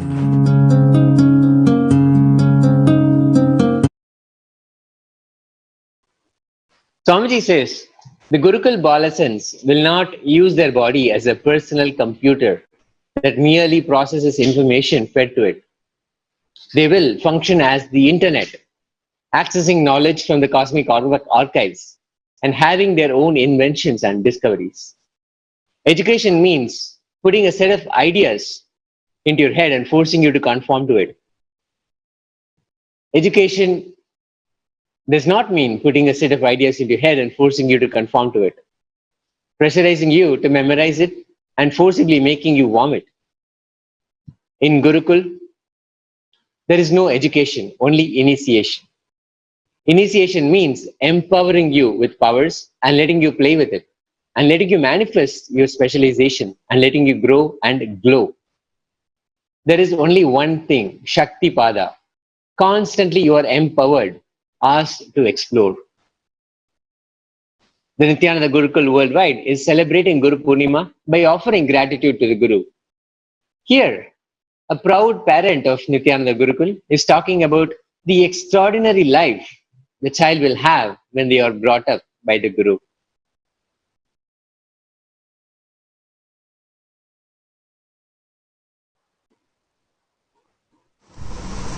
Nithyanandam, my name is Ma Devasmanna, and today I am going to talk about my child Ma Nithya Brahma Yogananda, who is now Swamiji's child as a part of Nithyananda Gurukul.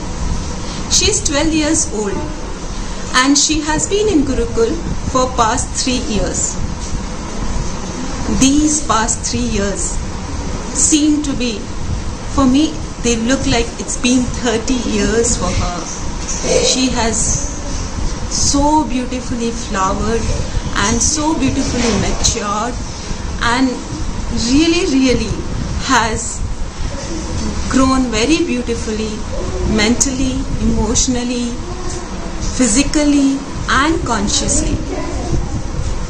Really, Nithyananda Gurukul provides holistic development for the child. I can see that she was a big baby when she was born.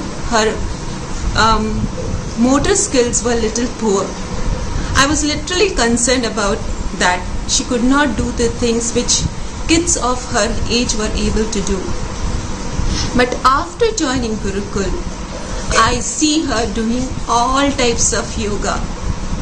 Rope yoga, pole yoga, floor yoga and many more. Swamiji has given her yogic body. Swamiji has given her Vedic mind, giving the most powerful cognitions. These cognitions are the ones on which one builds his or her whole life, and very powerful consciousness. That powerful consciousness is the key to success. From there, they will manifest anything and everything they want in their life. I can see her not only taking responsibility for herself, but for others around her. So, when the context which is given to the child, the cognitions which are given to the child about themselves, about world, about God, about everything which we experience in our life. It may be wealth, health, success, love, any kind of emotions and any kind of dimension we can think of.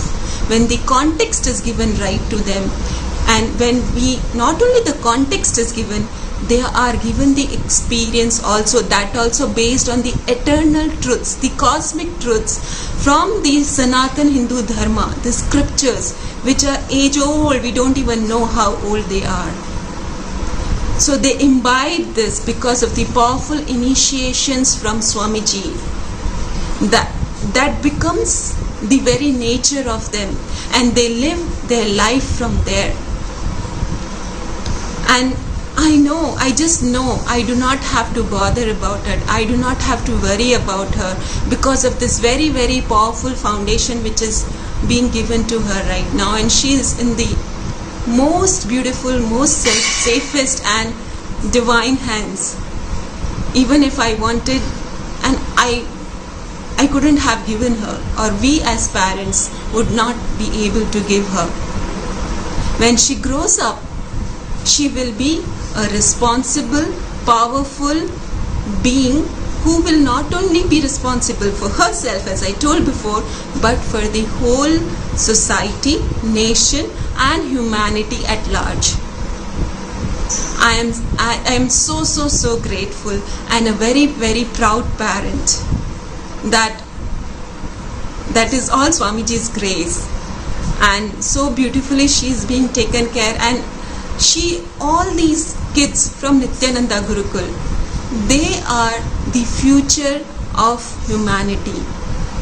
They will be the leaders of tomorrow, because all this is coming from nothing. It is not superficial. It is coming from the very consciousness, that breakthrough, that understanding, that growth, that development. It may be mental, it may be physical, it may be emotional, it may be conscious, and at the end they will meet the very purpose of their life for which they took their body, and receive enlightenment itself. And these leaders will not only be blessing for themselves but for the whole world, and lead the whole world from that superconscious breakthrough which Swamiji is giving them. From that enlightened consciousness, they will be leading the world. I can go on and on. The words seem to be little to even describe, and for me to actually comprehend what he is giving to my child. So thank you so much. I'm in eternal gratitude to Swamiji for blessing Nitya Brahman Yogananda with this opportunity to be part of Nithyananda Gurukul, for blessing her to be her child, and for accepting her as his own. And I'm really requesting to each parent out there, please do not miss this opportunity for your child. This is the best which you can give to your kid. Do not miss this. Every child deserves this. Thank you so much for listening to me and giving time to me, Nithyananda.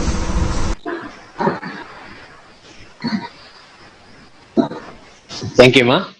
That was Manitya Devasmarananda sharing about how the child will take an extraordinary life when brought up by Guru. Swamiji said, it is Shakti Pada, initiation, which will empower you and lets you play with the powers, letting you manifest your specialization and lets you grow and glow. There is only one thing, Swamiji says, Shakti Pada. Constantly you are empowered and asked to explore. And precisely this is what he has enacted in his own life. As the Leela of the Avatar unfolds, we'll see the Shakti Pada, how that was instrumental as a catalyst, as a key element in the Avatar unfolding.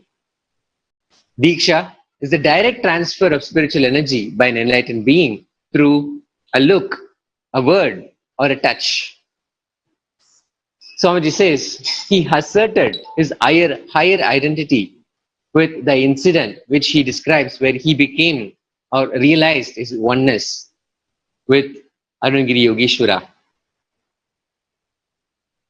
Swamiji says only with Arunagiri Yogeshwara he had tears of gratitude in his eyes. It was actually me remembering myself from the dream and waking up. Exactly like that. In the dream, you dream as if you're going here, going there, doing this, doing that.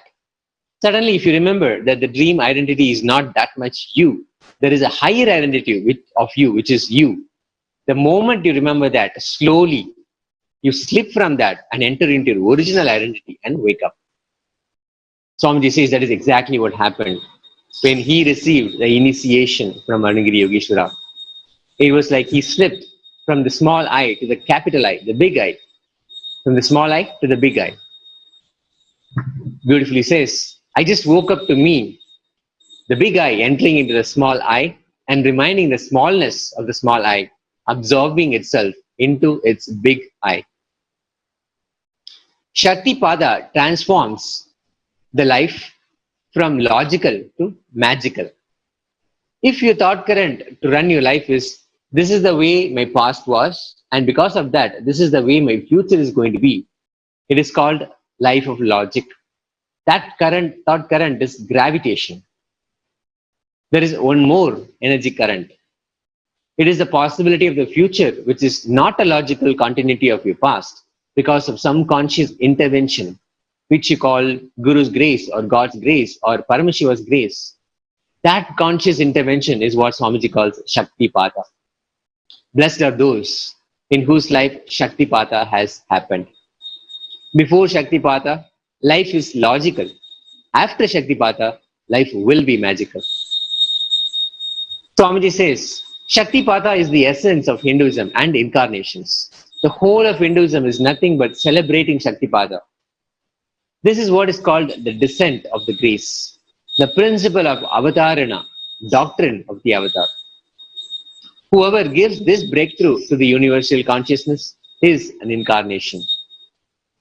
When fish lived in the ocean for tons of millions of years and were stuck in the level of fish without a further breakthrough, the first tortoise appeared and taught the fish that they could live on the beach also, outside the water.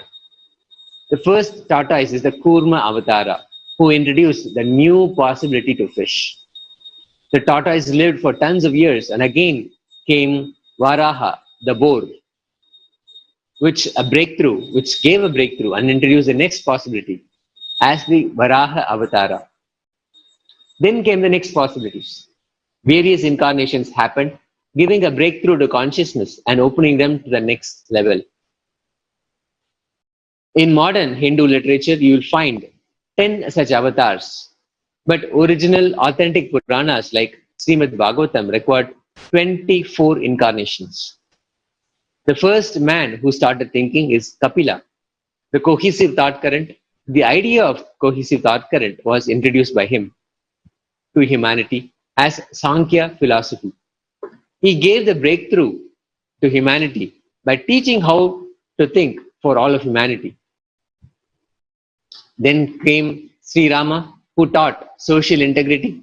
Then came Sri Krishna, who taught integrity to love. Each time, the being who introduces a breakthrough in the consciousness is an incarnation. Swamiji says, Shaktipada will make your doubts disappear. Shaktipada does not need your belief. It just needs your integrity. You being clear about what you want from you and what you want from the Guru. That's it. Nothing else. You are allowed to have doubts about yourself, about whether you can get what you want from yourself. This is called self-doubt. You're allowed even to have doubts about the Guru, about whether you can get what you want from your Guru. This is called Guru doubt. Paramashiva says, have Shaktipata. Let the powers manifest. Automatically, all your doubts will disappear. Swamiji also shows the best way to get Shaktipada from him. He says the best way to have Shaktipata is to watch the morning Satsang, which we are waiting for right now, whether live or alive. Miss anything but not morning Satsang. If you don't have time, miss breakfast, nothing wrong. Good for health, but not morning Satsang. Morning Satsang alone is enough to make you manifest powers. Swamiji is declaring, it may be live or alive, which means a recorded satsang. Morning satsangs alone are enough for you to manifest Paramashiva's powers and Paramashiva's consciousness. Shaktipada is literally rekindling the energy component of you and letting it take over your body and mind. When this happens, you become empowered to do anything you choose to do. In this video, His Divine Holiness Bhagavan Nithyananda Paramashivam shares how to make the most of this Shaktipada through integrity to the morning spiritual routine, yoga, panchakriya, and internalizing the truths revealed in the morning message. Here, Swamiji giving us the direction about maximizing Shaktipada, prepare with yoga, panchakriya, and Vedic software.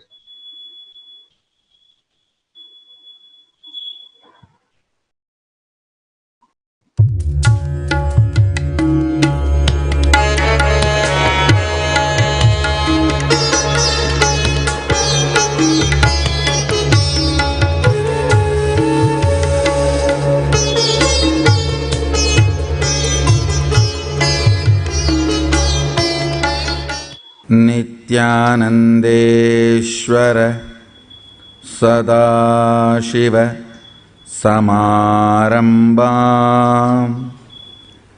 नित्यानन्देश्वरि आदिशक्तिमध्यमाम् अस्मदाचार्यपर्यन्ताम् वन्दे गुरुपरम्परा.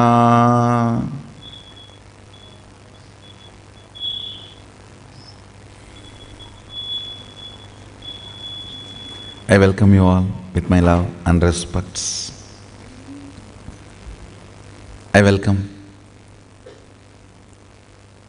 all the Sarvanyapita Yajamans, Shri Mahants, Mahants, Tanidar, Kotari, everyone sitting with us all over the world through Nithyananda TV, two-way video conferencing, Kalki TV, YouTube Live, having Nayanadiksha. Cities sitting with us, long list, so I welcome all of you with my love and respects. I'll continue on Adinam Chalo series on Shaktipada. Understand, Shaktipada is literally rekindling the energy component of you and that component taking over your body and mind. People were asking, how can I use Shaktipada to maximum? How I can get maximum benefit from Shaktipada? Understand a simple thing. Prepare your body through yoga and Panchakriya. Prepare your mind with this Vedic software, what I call Sankhya software, Vedic software, with integrity, authenticity, responsibility, enriching and causing. Drill this thought current continuously in you. Always be in the space of completion and responsibility. Prepare body through yoga and Panchakriya. Prepare the mind with this integrity thought current, Vedic inner software. Just yesterday I was telling, during the energy session, Shaktipada, I was not talking about it, I just kept quiet, but yesterday I opened it up and said, it is not like some electricity, you put your wire, either legally or illegally you get the current. No. It's not that you come and sit in the mandala and you grab the power and run. No. Be responsible. Understand? The Sadashiva component of me started manifesting powers only when I decided to take the responsibility for the world.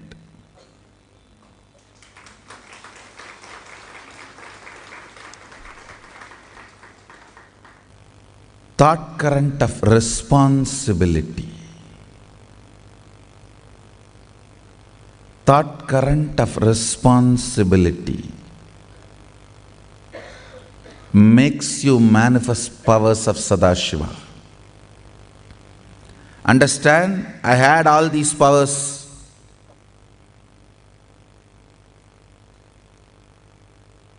from the time I assumed the body.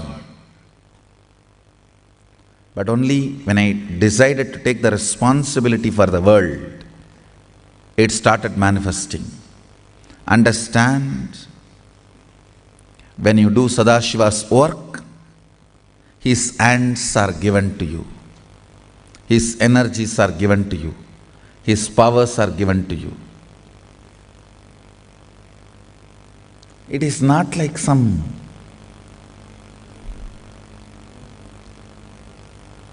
illegal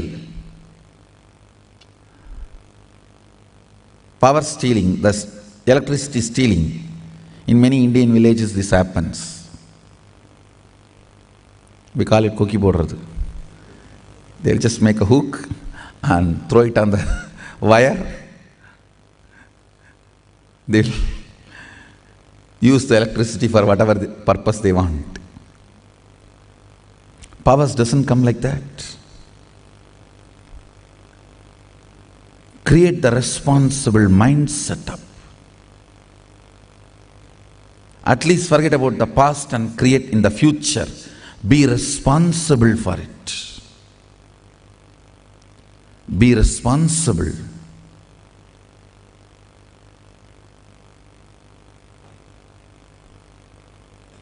To stand for Sadashiva. To stand for his science. To stand for the Sangha which is living these principles. It is integrity, authenticity, responsibility and enriching. This mental setup that manifests the powers the moment I empower. The moment powers are given, it starts manifesting in your system if your being holds responsibility. It's not magic. It's not miracle.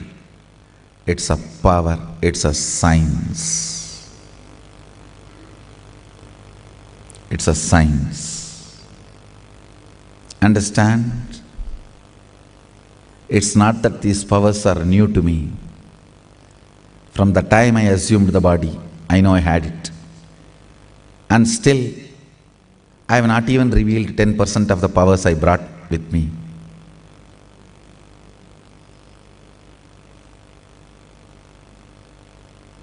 And I tell you, only when I took responsibility for humanity, they start manifesting.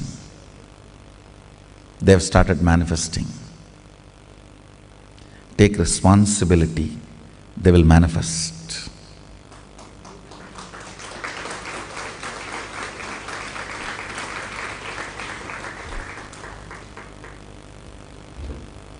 I'll continue to shower because showering is my lifestyle.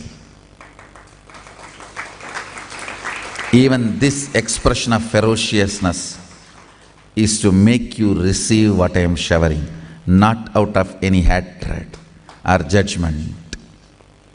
I just want you to receive, at least from now. That's all is the reason for this ferociousness. That's all is the context for this ferociousness. I bless you all. Let's all radiate with integrity, authenticity, responsibility, enriching, causing, living, Shuddhadvaita Saivam, Sadashivoham, the eternal bliss, Nithyananda. Thank you. Be blissful.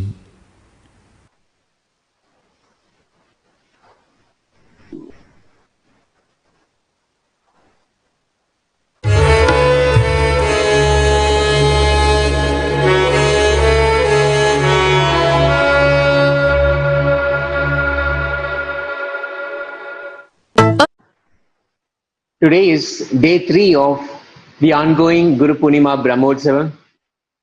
Nithyananda Paramashiva Devalayam at Adi Kailasha is offering our gratitude to Swamiji. Let's join live and participate in the celebration.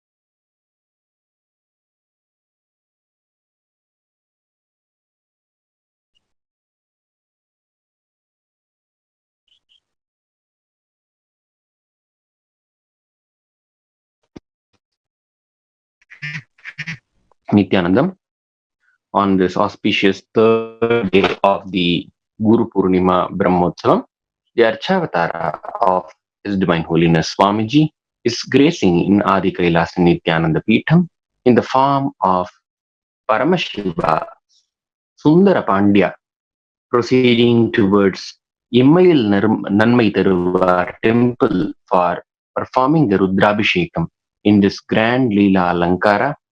The Archavatara of His Divine Holiness Swamiji is gracing in Adi Kailasa Nithyananda Peetham on this auspicious third day of Guru Purnima Utsavam. We will now offer our worship at the feet of His Divine Holiness Swamiji.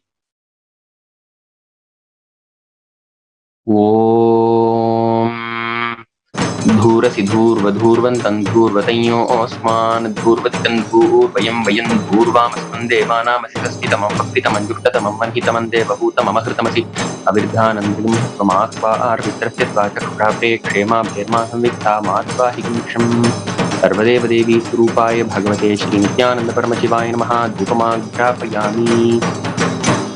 Om Buddhi-ipyasvajata vedopaghan nirulti mama pachugishchamashyama bhajivanam chadisho disha mano higumsi jata vedogam purushan jagat abhibhradagnaagahi shriyama paripataya sarvadeva devi surupaya bhagavate Shri Nithyananda Paramashivaya Namaha yekaharati deepam sandarshayami. Om Amrite Amritotte Amritavrishni Amritam Shravaya Shravaya Swaha. Om Shri Sarvadeva Devi Surupaya Bhagavate Shri Nithyananda Paramashivaya Namaha Naivedyam Nivedayami. Vedananandramachmanam Samarpayami. Om Atatra Suryo Bhati na Chandra Tarakam Nema Vidyuto Bhanti Kutoyam Agnihi Tameva Bhantam Anubhati Sarvam Tasya Bhasa Sarvamidam Vibhati Karpura Gauram Karunavataram Samsarataram Bhujagendraharam Sada Vasantam Hridayaravinде Bhavam Bhavani Rahitam Namami. Sarvadeva Devi Surupaya Bhagavate Shri Nithyananda Paramashivaya Namaha. Karpura Nirajanam Sandarshayami Rakshantharayami.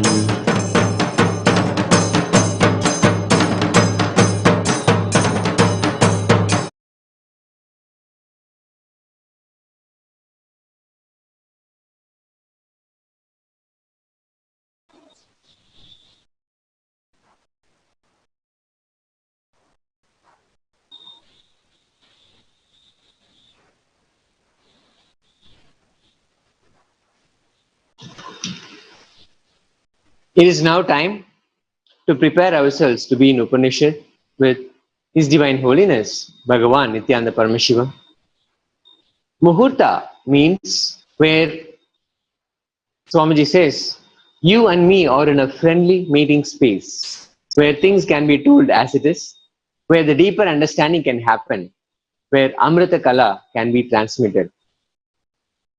Let us make a conscious decision to be in the space of deep listening with simple integrity with Swamiji, that we are here, open and available to receive the revelations of Paramashiva for Shakti Pada to happen. Let us chant the Mahavakya initiated by Swamiji. Om Nithyananda Paramashivoham.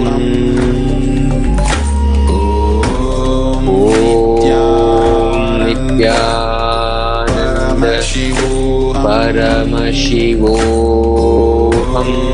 Nithyananda Paramashivoham. Om Nithyananda Paramashivoham. Om Nithyananda Paramashivoham. Om Nithyananda Paramashivoham. Om Nithyananda Paramashivoham. Om Nithyananda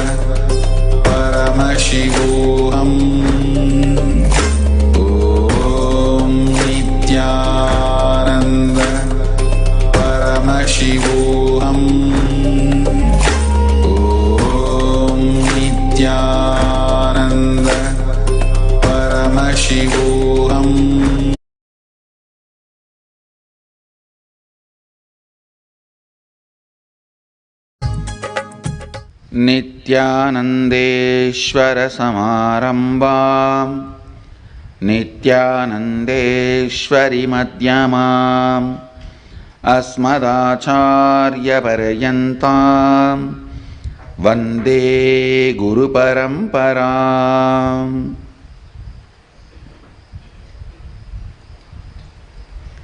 I welcome all of you with my love and respects. The special webinar, Abundance from the Source. Please understand, actually I am in the mood of giving the last word on this subject. That's why quickly I am entering into the subject. I don't want to waste your time. I don't want to waste your listening. I'll give you the last word on abundance. Please understand. Wealth, money, abundance, even though all these words look like they are same or synonymous, it is not. Please understand, money is directly controlled, manipulated by few people who keep that concept alive.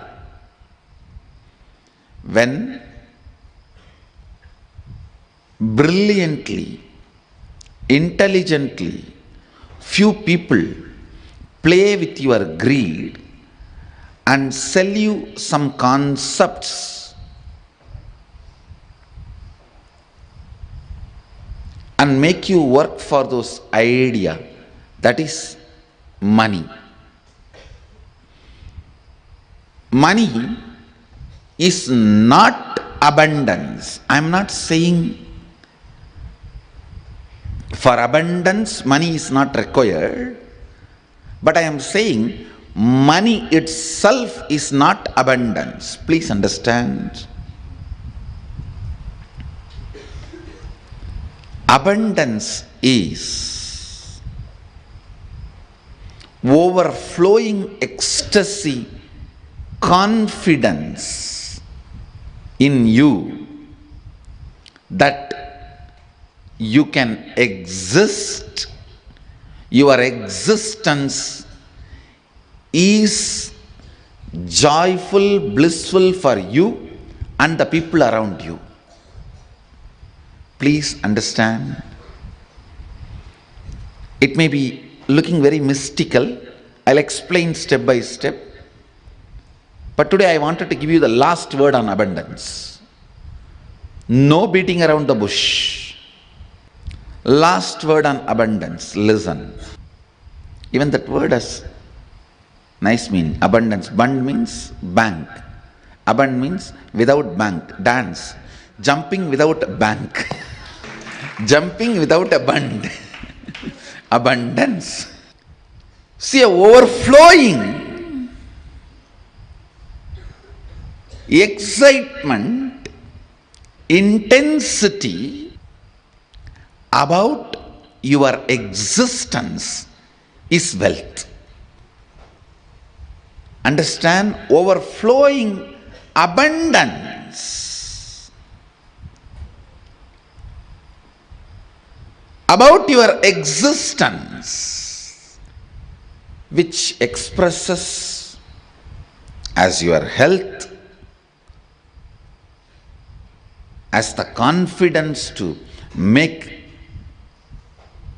whatever you want, as a strength to manifest everything you need, and not attacked, disturbed, destroyed by the so-called social impossibilities put on you.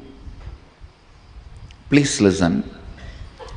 Society puts impossibilities on your head so that you can lose the idea, you can lose the purpose, you can lose the goal of your existence. Please understand. Man who remembers his purpose and goal can never be manipulated or controlled. He will always be living in abundance. If you want to enslave somebody, first thing you have to make him forget his goal. Yesterday we were having Ashramites meeting. I was telling, the man who remembers his goal is the wealthiest man in the world. He is the most wealthiest man because continuous remembrance will create an ability to manifest. Some of the basic truths about abundance need to be internalized. Please understand. The real abundance is awakened feeling. That's the essence. Experiencing awakened feeling physically, mentally, in the muscle memory level, biomemory level, and bioenergy level. Experiencing awakening is abundance.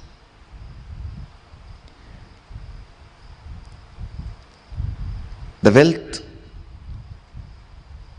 huge properties you accumulated in your dream, will you call that as abundance or waking state as abundance? Even if you experience so-called poverty, waking state is the abundance. And same way, the huge wealth you acquire in this waking state, an awakened state. If you see, awakened state is abundance.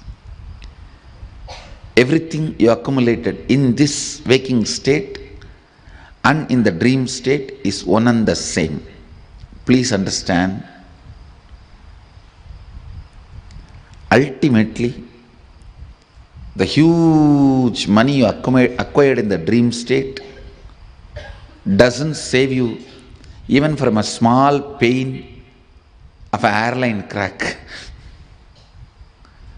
You may have medical care, but the pain is a pain is a pain. Please listen. With these examples, I am not saying don't make money. I am saying don't believe the ideology of money. When you go to a mall, you need to swipe your credit card. It needs to show balance. I am not saying don't make money, but the ideology you have been taught, why you should make money, that context is wrong. You sell your health to get the wealth, and then you go on spending your wealth to gain the health back. The idea, the concept with which the wealth is generated, you have been asked to work, is wrong. Doubt that. How you feel? Actually, this was told to me by my guru. If you feel every rupee added to you makes you more rich, you should feel much more richer by every long breath added to you. Every long breath, the energy it awakens in you, energy it radiates through you, is equivalent to every rupee accumulate. He told in the sense of that the Kundalini energy which is functioning in your system is more important than wealth? Let me explain more detail. Please understand. Poverty is nothing but deciding to live without finding solution for your problem. Somebody came to meet me. The person knows all his problems. Almost 6-7 hours we were discussing only his problems. He himself says, I am not interested in solutions, Swamiji. I told, be aware of negative problem, does not want to solve it. Richness means constantly being alive. Please understand, being alive is enough. You will not tolerate the existence of conflict and confusion and dilemma. All I am requesting you to get out of poverty is just increase the number of your waking hours. Nothing else. Reduce the tiredness and boredom. The time you worship Nidra Devi Puja, reduce that time, that's all. Increase the number of waking hours, I tell you, because by your nature you cannot survive with dilemma and conflict. You will start finding solution. You will push yourself towards the solution. You won't keep quiet. The meekness, weakness in thinking through about your existential problems is poverty. Listen. Meekness and weakness about thinking through in your existential problems is poverty.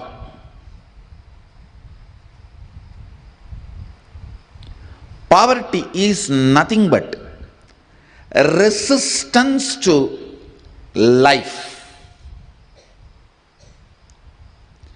Poverty is nothing but directly, indirectly cherishing and enjoying death. That is why for abundance webinar I have kept Kalasamhara Murti here. By killing death only you will manifest abundance. Poverty is nothing but direct, indirect way of worshipping death. Winding yourself or hiding yourself into boredom, into tiredness is poverty. That is worshipping death. Every moment you are tired and bored, hide yourself into your bed. You go through the part-time death. Anger is part-time madness. Madness is full-time anger. Boredom is part-time death. Death is full-time boredom. Boredom is part-time death. Death is full-time boredom. The idea you carry, resources are limited and people have to fight for it, is stupidity. Stupidity. Understand? Resources are limited, people have to fight for it, is stupidity. Society teaches such concepts due to unconsciousness. Actually, I don't even want to complain on society because nobody calls society exists. It's all your unconsciousness put together is called society. It's an unconsciousness, tiredness and boredom of all of you is put together is society. I tell you, being content is the most stupid word people use to hide their hypocrisy. Being in completion is different, being content is different. The so-called content is used always to tell people, you keep quiet but I will make wealth. That's the biggest social hypocrisy. People who teach, be content. You be content, but I'll go on making wealth. The word content is the most stupid, hypocritical statement. Being in completion is different, being content is different. This content can come to you due to various reasons. The fear of action, the side effects and after effects of being active. If I become, what will happen? No, people are afraid of being active. Come on. Look into you. Every one of you has that part of you which is afraid of being active. Oh, from morning till night. I tell you,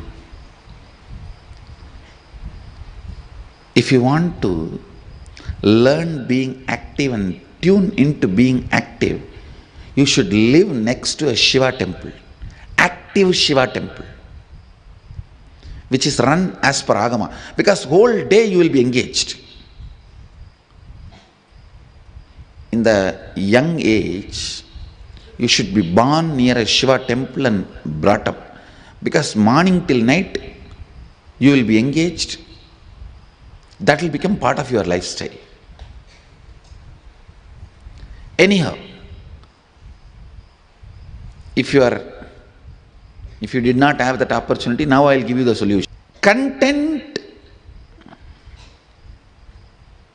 is one of the most hypocritical concept. Don't be content.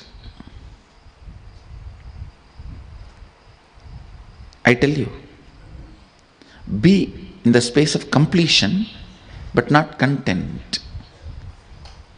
This content is like I'm not able to, then what to do? Be content. Content word is used nicely to hide your hypocrisy and hide your tiredness and boredom. When you are in the space of completion, the abundance will be your very quality.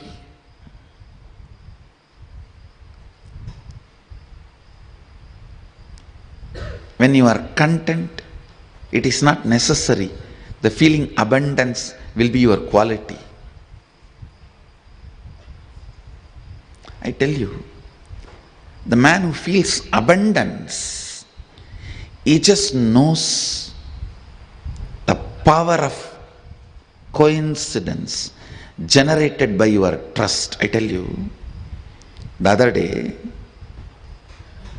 one of my ashramite was explaining to me how another ashramite is feeling that whatever she wants, Swamiji will fulfill it, and he is fulfilling. I told her, this trust, and due to this trust, the power of coincidence happening around her is the greatest wealth can happen to a human being.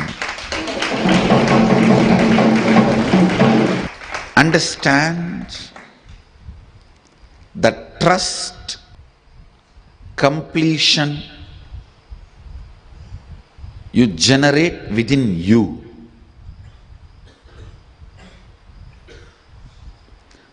Trust and completion you awaken within you is the ultimate wealth, which manifests wealth in multiple ways. What is wealth?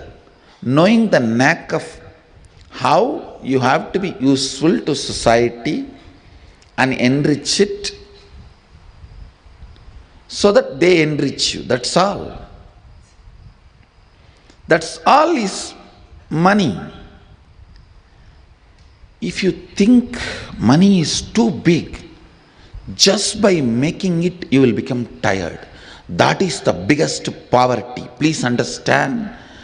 Just by making it, if you become tired, you are working, functioning out of the concept of poverty. You will make, but you will not be there to enjoy. Somebody else will be enjoying. That is why I am saying, make money without thinking it is too big. Make money knowing that it is the dust which flies while you walk. I have to here put it on record. One of the statement I heard from my guru,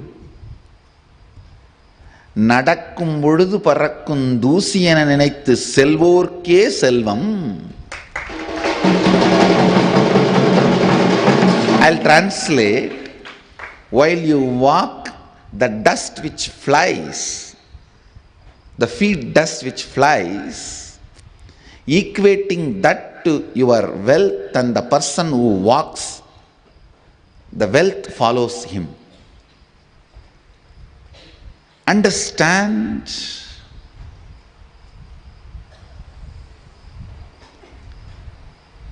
The powerfulness you demonstrate, the powerfulness you carry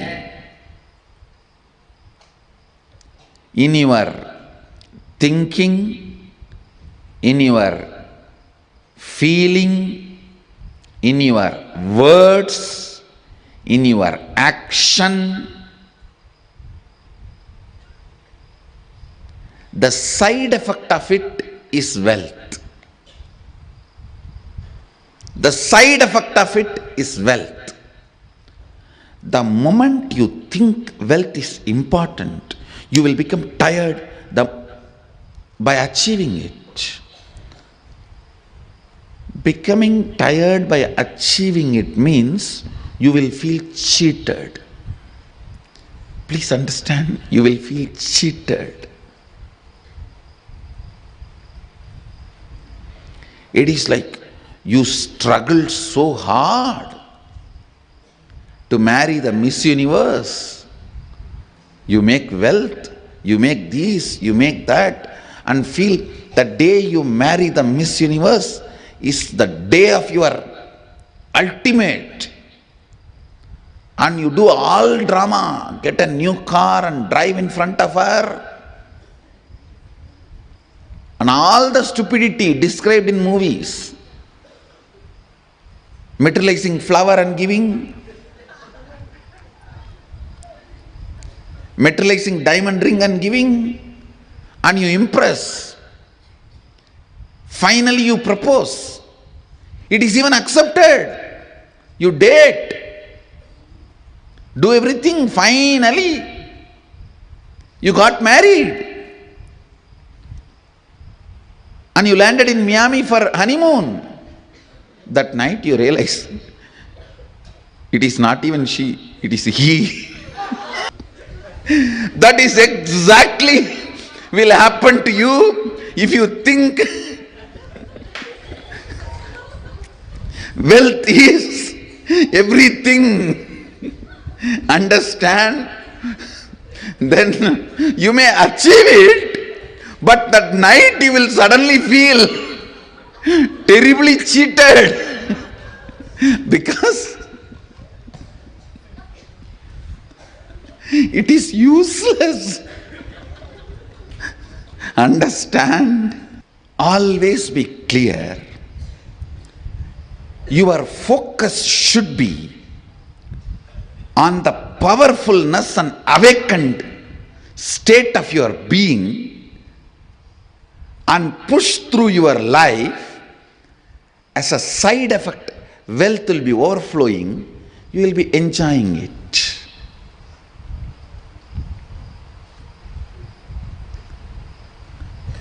Uneducated are those who are educated only in schools. Poor are those who think money is only wealth. Poor are those who think money is the only wealth. If somebody thinks money is the only wealth, how he is going to be cheated? He will discover it is not Miss Universe, it is Mr. Universe. You won't realize on the day of the honeymoon, only on the night of the honeymoon you will realize. Understand? I am not she, I am he. Understand? If you think money is the only wealth or abundance, you will terribly feel cheated. Let your focus be on the powerfulness, completion, awakening of your bioenergy, the Kundalini Shakti, strength. Strength of Kala Kala, the Kala Kala, the Lord who killed death. Strength of the Kala Kala, Lord who killed death, temporary and permanent in your system. Abundance is from inside to outside. Inside to outside. Let your focus be on inside. And I guarantee you, you will manifest in outside also much beyond your plans. Understand?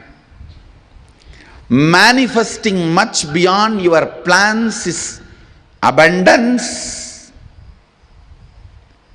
Feeling you can't manifest for your plans is poverty. That's all. Manifesting beyond your plans is abundance. The source of abundance is your bioenergy, the Kundalini Shakti. Taste Kundalini Shakti at least once. That is why I am inviting every one of you to come and experience Nitya Dana Yoga program or Inner Awakening.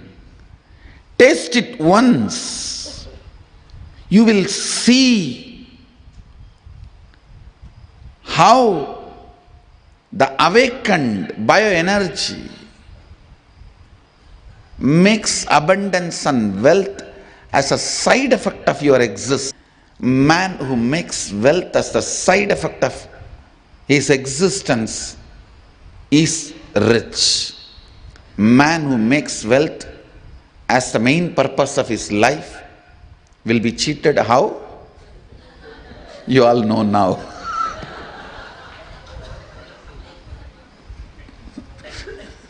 Married the Miss Universe to discover it is Mr. Universe. Understand? The abundance is always experience.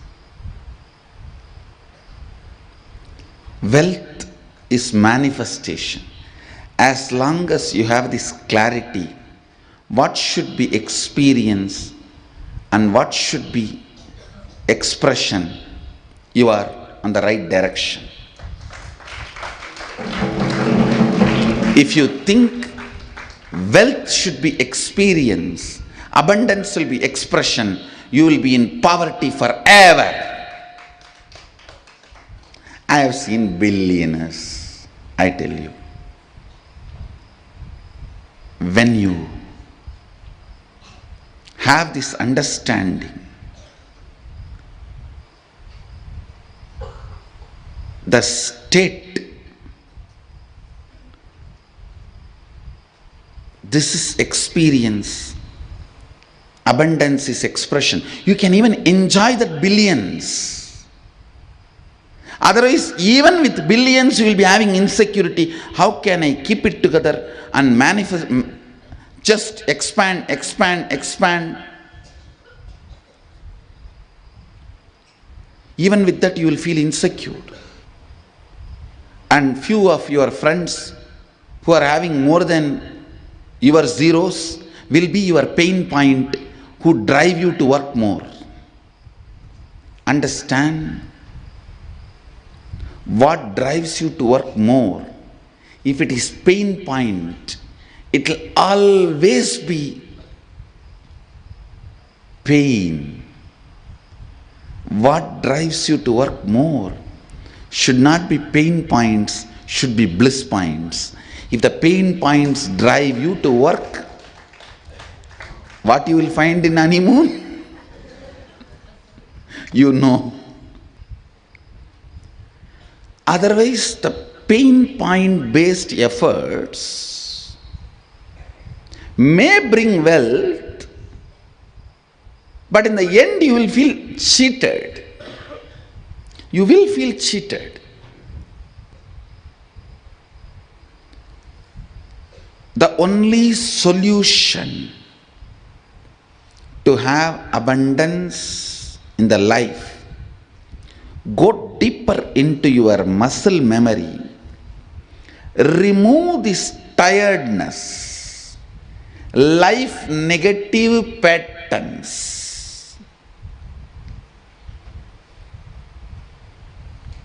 Go into your biomemory, remove this life negative cognitions. That is why I tell you, first step in abundance is yoga and the long breath. Breathing deeply and yoga is the first step in abundance. Because that is when even your muscle memory is ready for abundance. Go deeper into muscle memory, biomemory,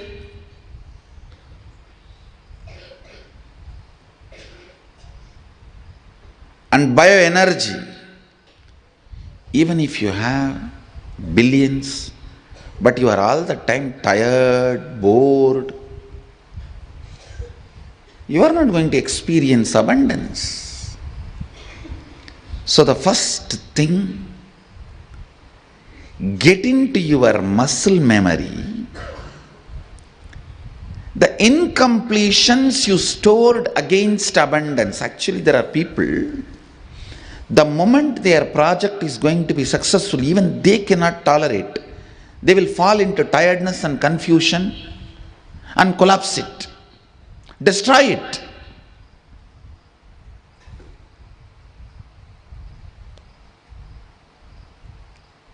Get into your muscle memory and see, do you have that pattern? If you say, every time I start something, when it is about to happen, it collapses, Swamiji. It breaks, Swamiji. It's not happening, Swamiji. I think I am unfortunate, Swamiji. It is wrong.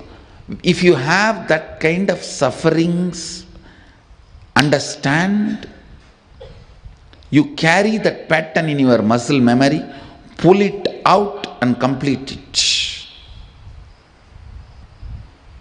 When you complete the patterns in your muscle memory, you can also awaken them and program them for the possibilities that can open up.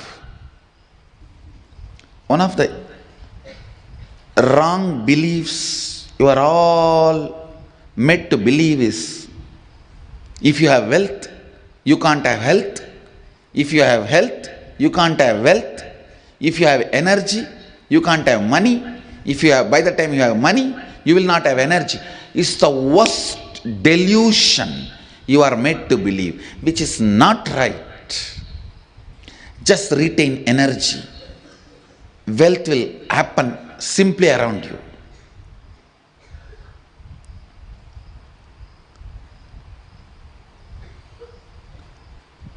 Awaken your muscle memory by a proper meditation technique. In next few days, we are going to have Nityadana Yoga. That is one option you have. Or Inner Awakening Program. Through any one of these, awaken your muscle memory systematically and complete the incompletions you have stored against abundance. If you carry the idea, oh, if I become wealthy, I may become arrogant. I have seen many wealthy people becoming arrogant, abusive. If you carry that idea, you will never allow the wealth to become part of you. Go deeper into your cognition, biomemory, where the cognitions are stored, biomemory. And remove the cognitions you have against abundance. Boredom. If you complete that, you can manifest multiple powers which will just attract. Please understand, you carry certain magnetic power, magnetic energy field in your biomemory, which is responsible for attracting the type of people, situations around you in your life.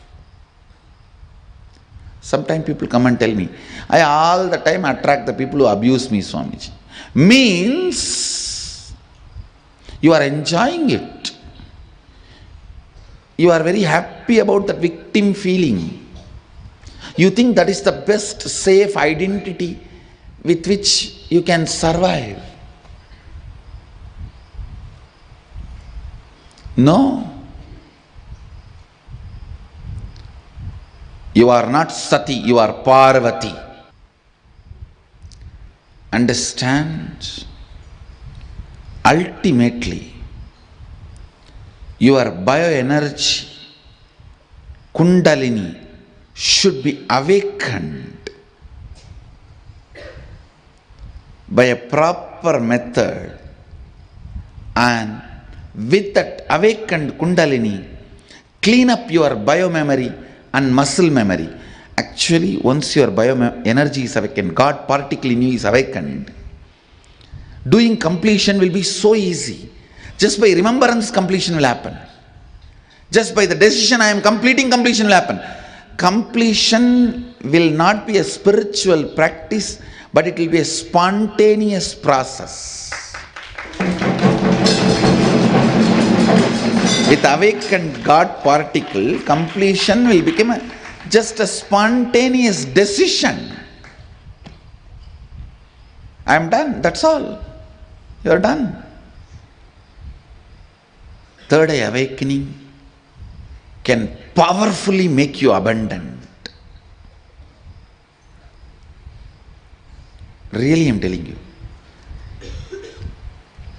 Just sit with your third eye and look into your life, what all the way you can manifest wealth to fulfill your plans.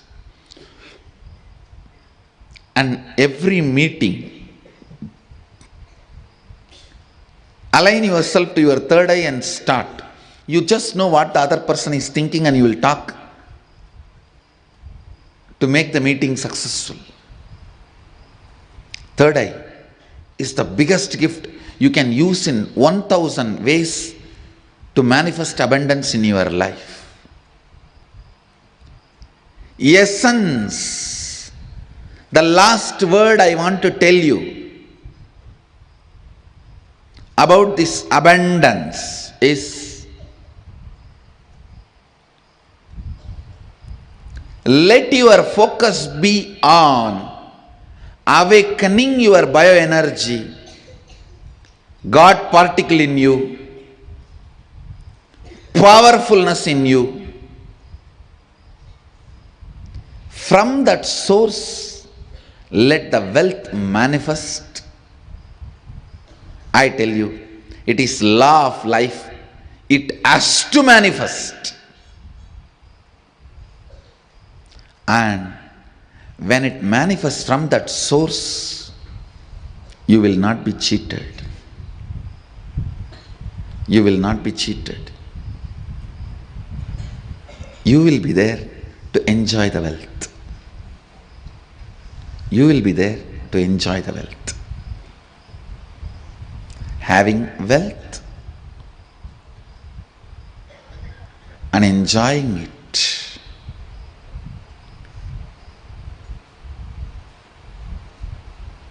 Essence of today's webinar.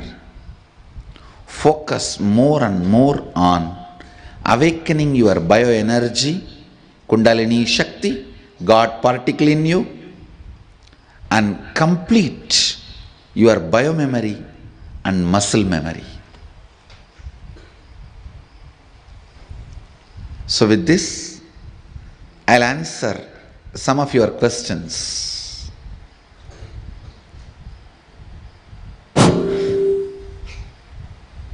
First question, why are some people always struggling with money?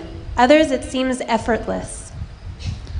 Please understand, if you are struggling with money, you are enjoying the struggle. You are not interested in manifesting.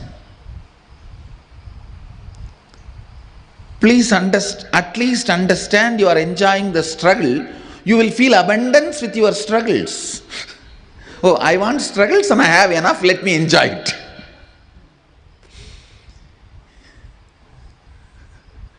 At least feel abundance. You want struggles, 2000 struggles around you, and you have 2500 struggles. Enjoy them.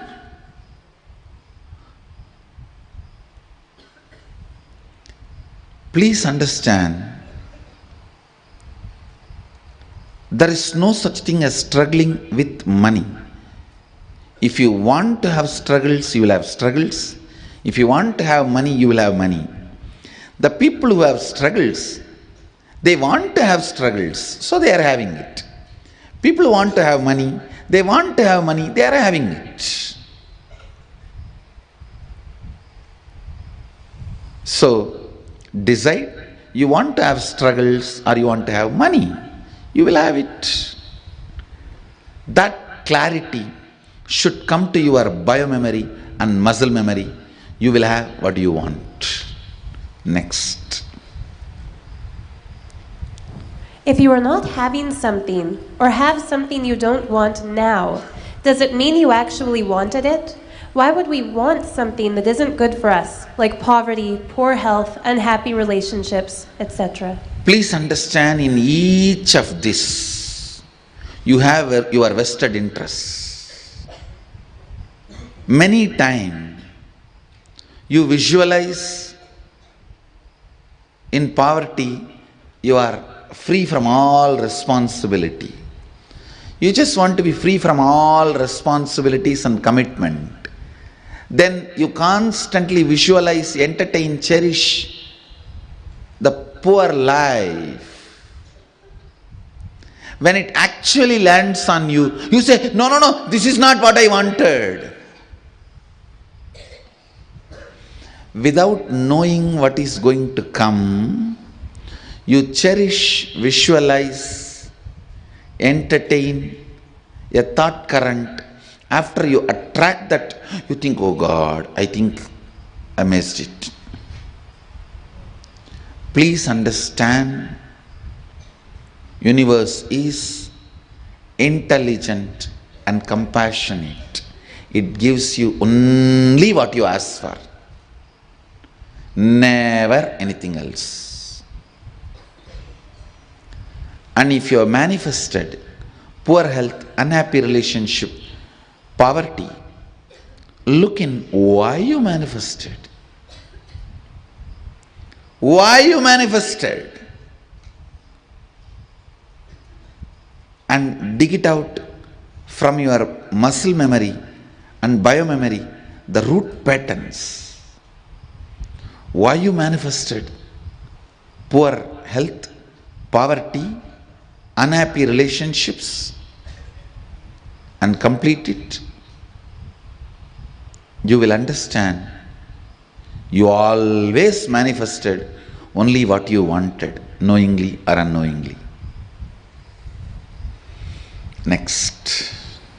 If I think of myself as a good person and spiritual seeker, but I feel challenged or struggle to make my financial and abundance goals come into reality, what does this mean about me and my connection with the source? You are not a spiritual seeker, you are just sick and broke.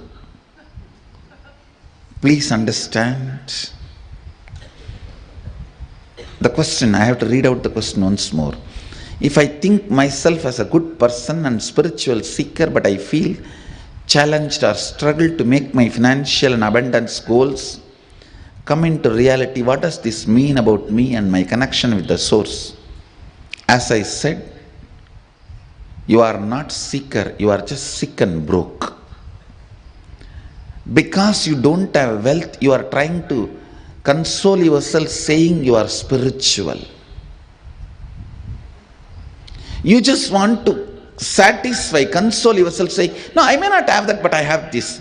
You not having that does not mean you have this. Sometimes people who have this may not have that, that does not mean you not having that, you have this. Be very clear.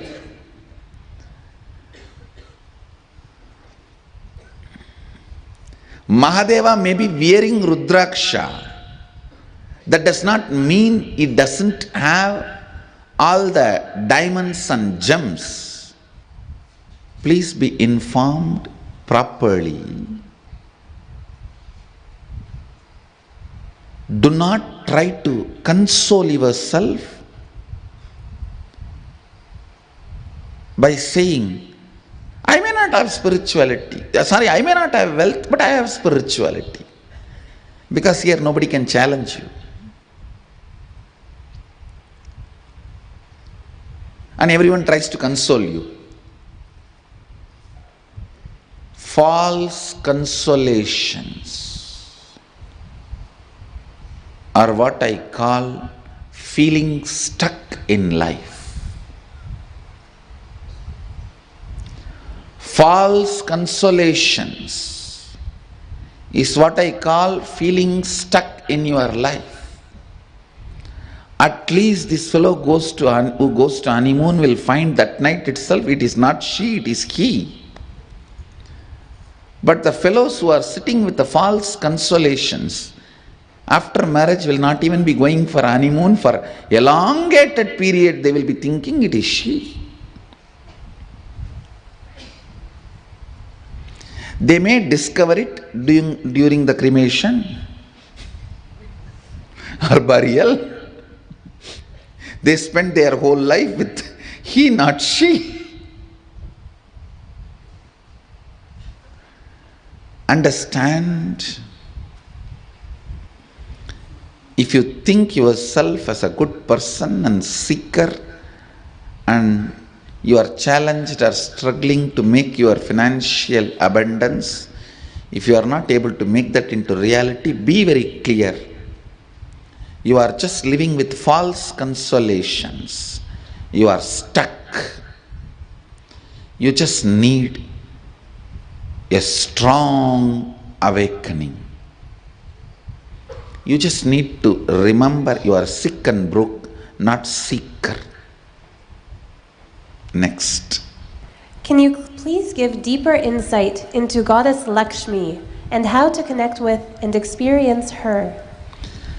First thing, understand, do not connect with Goddess Lakshmi like a energy.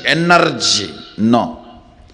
Connect with her as a being, intelligent, living in Vaikuntha, and attends to your call the moment you remember her and request her or pray to her.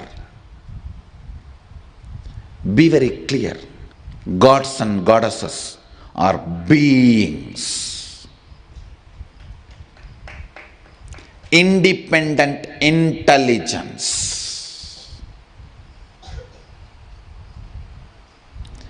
Connect with Goddess Lakshmi as a being who resides eternally in Vaikuntha, but who is constantly available for your prayers and requests, calls, just out of her sheer compassion. And do not worry about your past failures. I tried to call and it may not happen, did not happen, it happened off and all that. Forget about it. Now I am setting the right context and initiating all of you. Devi, respond to people who call you. And I am initiating all of you. Relate with her as a living, ever powerful, ever intelligent being, ever compassionate, ever showering being. Relate with her from this context. Simply she will respond to you. Simply she will shower you. And she herself will guide you even to clean up the mess you created in muscle memory and the mess you created in your biomemory. She will love to support you, to clean you up and shower you with wealth. Because she is independent intelligence. I tell you,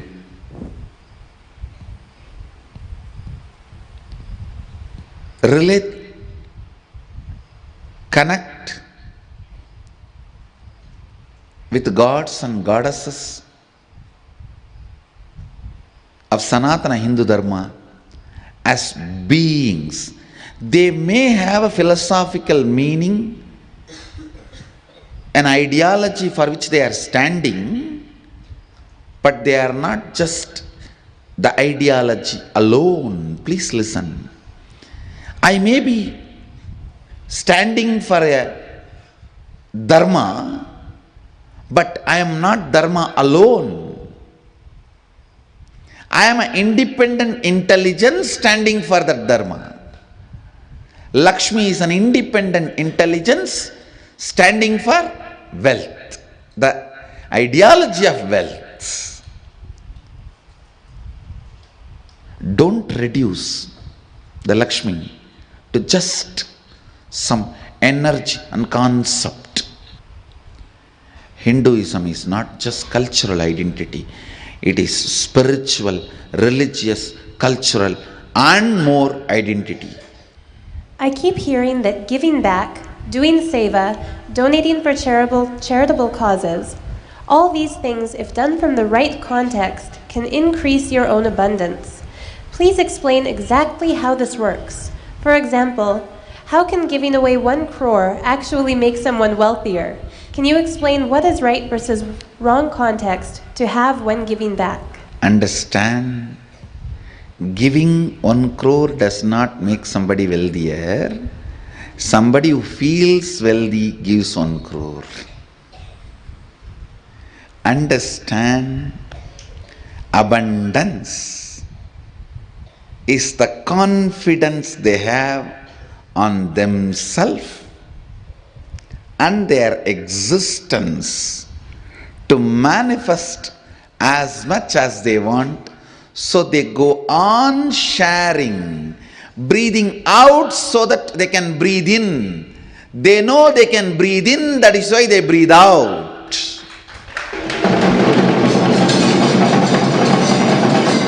If you are doubting, will I be able to breathe in and hold the breath inside, you will be dead.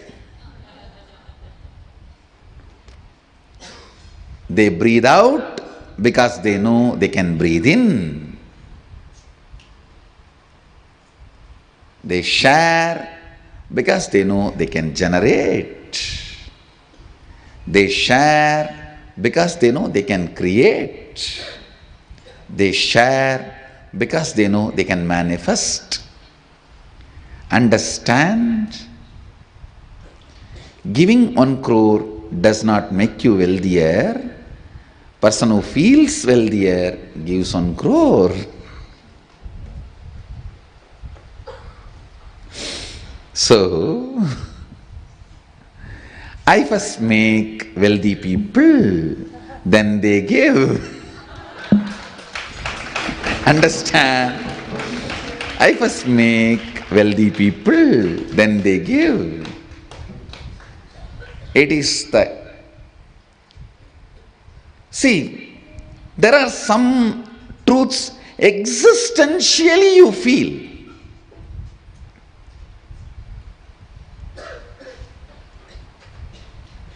If you are 24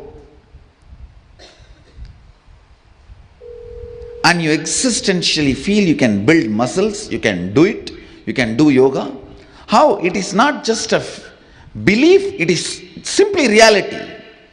Same way, I make people experience they can manifest wealth. Simply it is their existential reality. So they naturally share. Understand? I make people feel they can breathe in, so they breathe out. If you know you can breathe out, if you know you can breathe in, life floats as an ecstasy. That's it.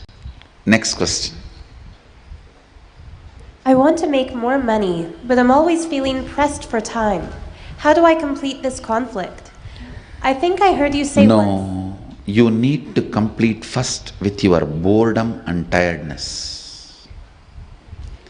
Feeling pressed for time means entertaining boredom and tiredness. Not otherwise. Not otherwise.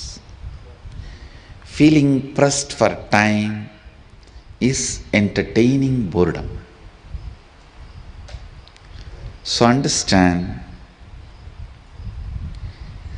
complete with your boredom and tiredness, the feeling for pressed for time will disappear. Lack of time is one of the worst forms of poverty. What do you mean by lack of time? Having too many thoughts, not executing even one. Having too many thoughts, not executing even one, means a great bunch of confusion.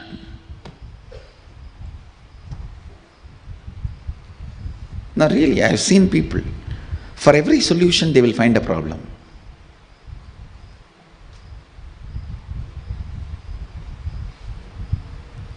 So, if you are feeling pressed for time, just complete with your tiredness and boredom.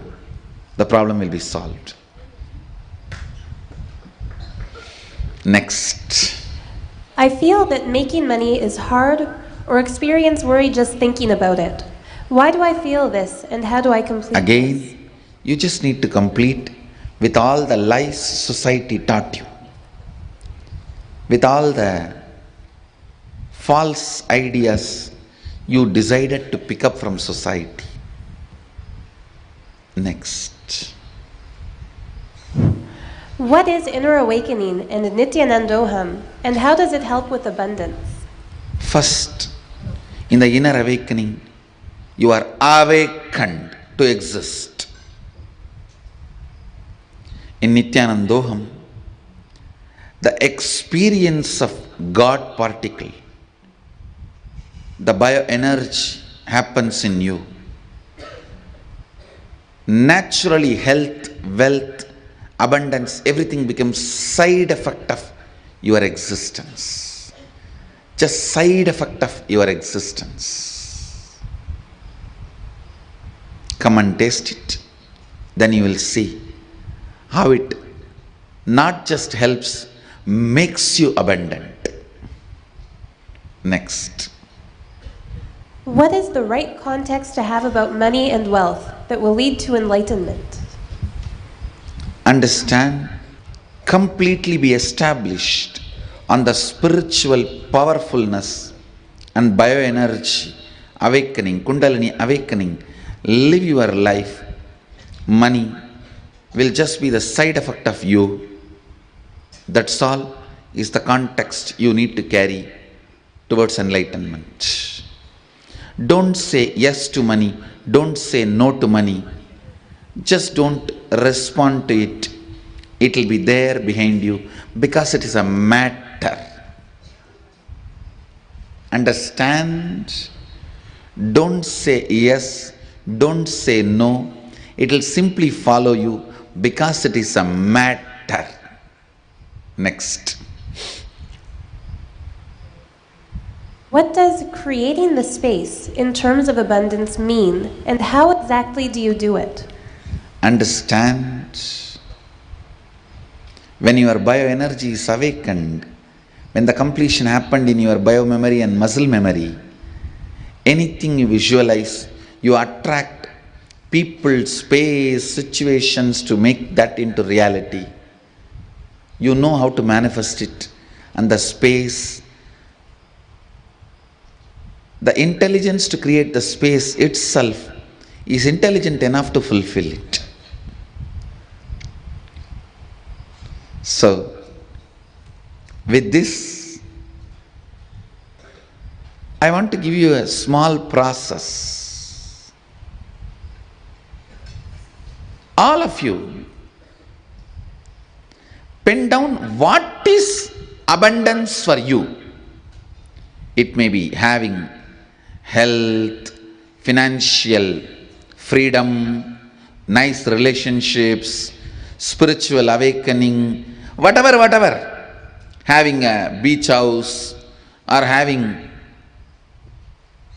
huge temple in your backyard. Yes, for some people, having a temple in your backyard is the greatest abundance.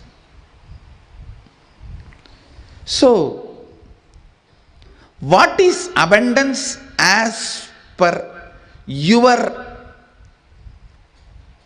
reality?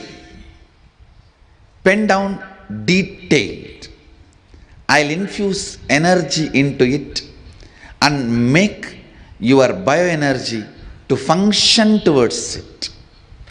I'll align your bioenergy towards it. So, you go back with at least one initiation, one glimpse of bioenergy awakening, and I'll also request and invoke Devi Lakshmi into all your biomemories and request her to manifest her bioenergy and manifest wealth, abundance, whatever you write as abundance in your biomemory and muscle memory. So please take few minutes and pen down. Mahans in Bangalore Adinam, please distribute papers. Please pick up your paper and pen and do not speak. It is time for you to look into you and describe what is abundance for you, because I am going to request Devi Lakshmi, Mahalakshmi to manifest in your bioenergy and align your biomemory and muscle memory to what you experience as abundance. For some people, even receiving sannyas may be abundance. For some people, no, whatever is abundance for you, describe it. For some people, having a long jata will be abundance. So for some people, becoming mahant may be abundance. So you pen down whatever you want, whatever you feel as abundance. But sitting and talking to somebody else is not going to lead you to abundance. So please, you talk to yourself and pen down.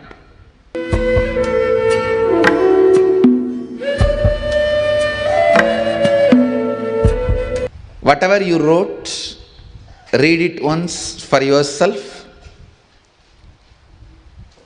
Either keep that paper on your packet or sit on it. Now it's actually, when I awaken your bioenergy, I'll guide your bioenergy. Request Mahalakshmi Devi to manifest in your biomemory the way you are requesting abundance, the way you feel abundance.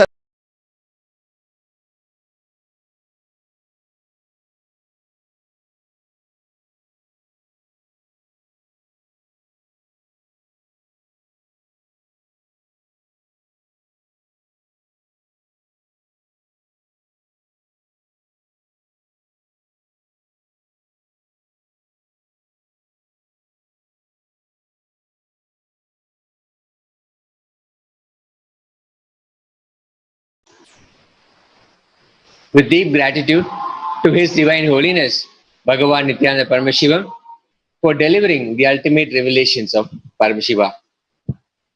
Initiation means empowering you with powers and letting you play with it and letting you manifest your specialization and letting you grow and glow. There is only one thing, Shakti Pada. Constantly you are empowered and asked to explore. Let us all manifest the powers of Paramashiva. Let us all manifest Paramashiva in all of us. Om Nithyananda Paramashivoham. Om Nithyananda Paramashivoham. Nithyananda Paramashivoham. Om Nithyananda Paramashivoham. Om Nithyananda Paramashivoham. Om Nithyananda Paramashivoham. Om Nithyananda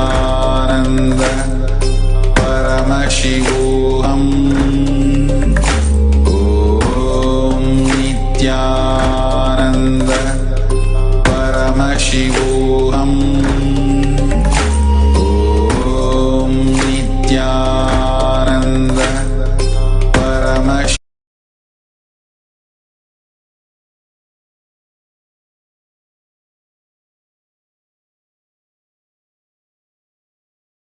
Paramashivoham.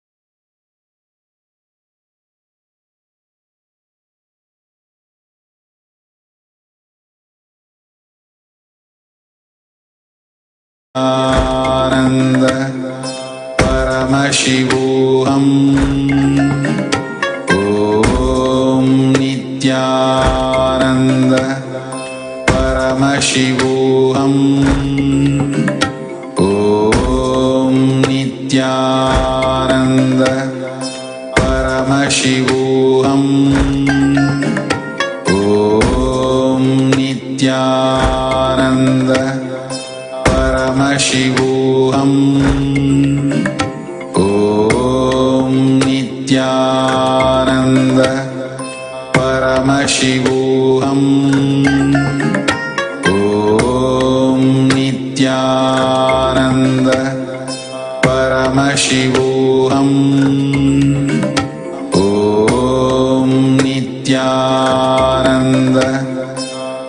Paramashivoham. And manifest the powers of Mahasadashiva. Om Nithyananda Paramashivoham. Let's sit straight, visualize Paramashiva in your head, and let's start with the Satguru Vandam. Nithyanandam Paramasukaram Kevalam Jnanam Bandhaketam Gaganasarvam Tattamastadi Lakshmam Om Nityam Dhanalamachalam Sarvadi Sakshimutam Bhavaketam Trigunarahitam Sadgurum Sannanam. Nithyanandam, such a powerful initiation and blessing from Bhagavan for us to manifest powers today, that beautiful space of abundance. Let's start up our manifestation. Nithyananda Paramashivoham.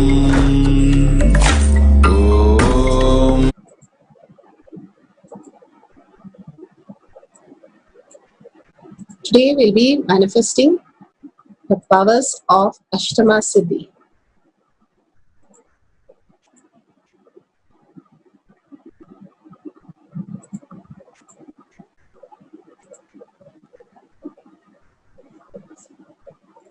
First, we'll go through the digital security.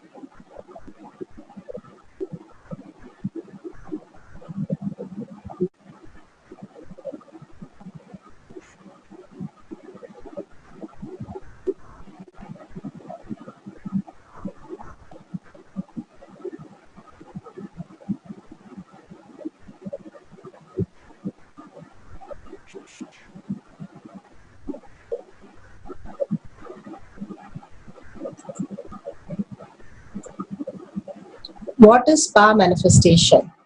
Bhagavan beautifully tells us how it raises the frequency to Turiya Theta state.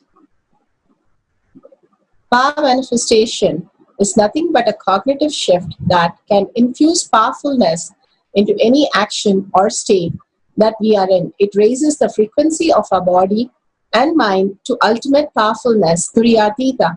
How Bhagavan said, when you ferociously break the boredom and tiredness, simply you raise to the higher state of consciousness, the heightened intelligence of Turiya state and consciousness, Turiya Theta state. Again and again, Bhagavan beautifully says, only when you manifest powers, you start really cognizing all these powerful truths. Without manifestation, the powerful truth does not become reality in you. Who is Paramashiva? Paramashiva is Ajo Moha, beyond the form and formless. The Avyaktha, the unmanifest, and Vyaktha, the manifest. He performs the Panchakritya of Shrishti, Sthiti, Samhara, Trabhava, Anugraha. So beautifully, Bhagavan has given us that each of that, how Shrishti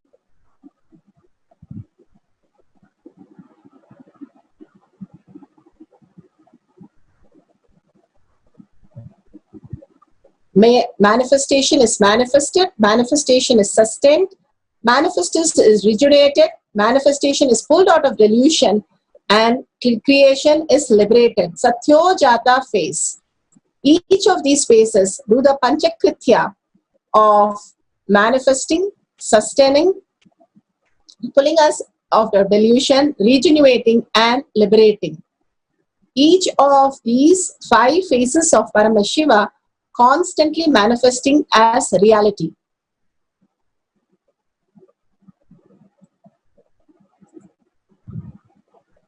Sorry for the technical glitch.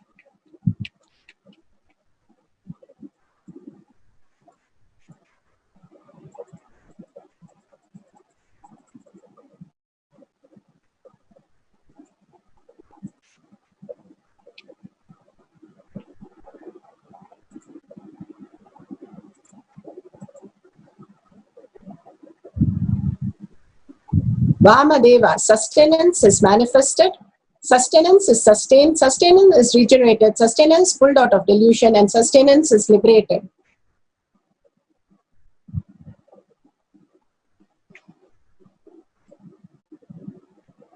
Each of these 5 phases, the Panchakritya, does the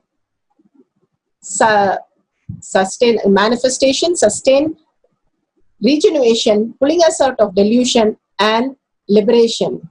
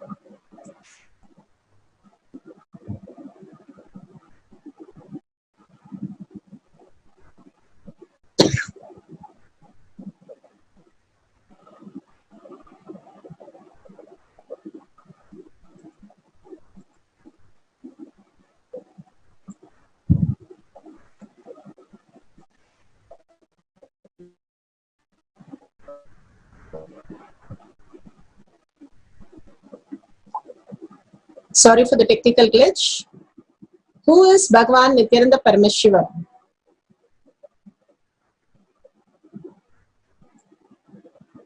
His Divine Holiness, Bhagavan Nithyananda Paramashivam, is a reviver of Kailasha, the ancient enlightenment civilization, the great cosmic borderless Hindu nation.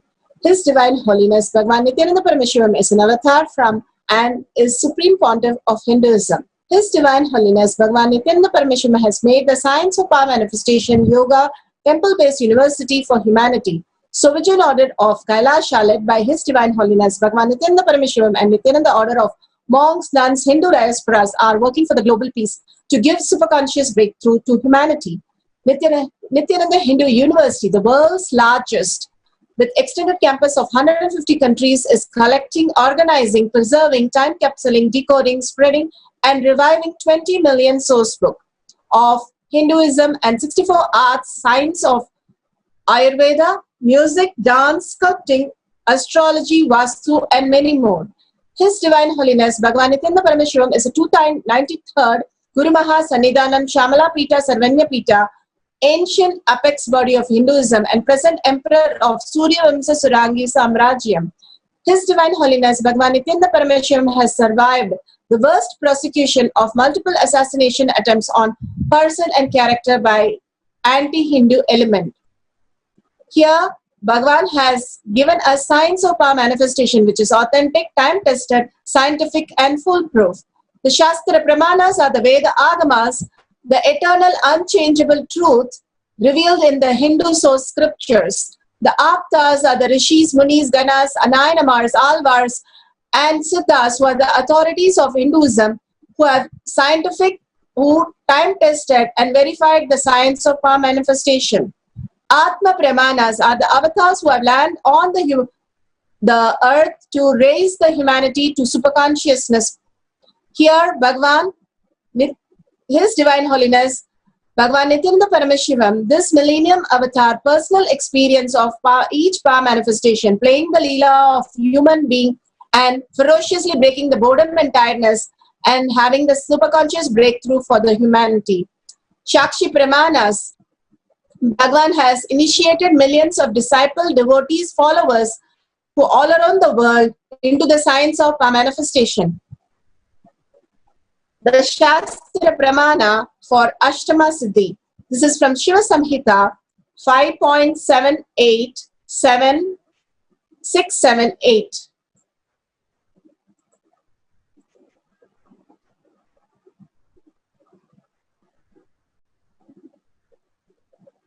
The Shastra Pramana students aim to break up body and object.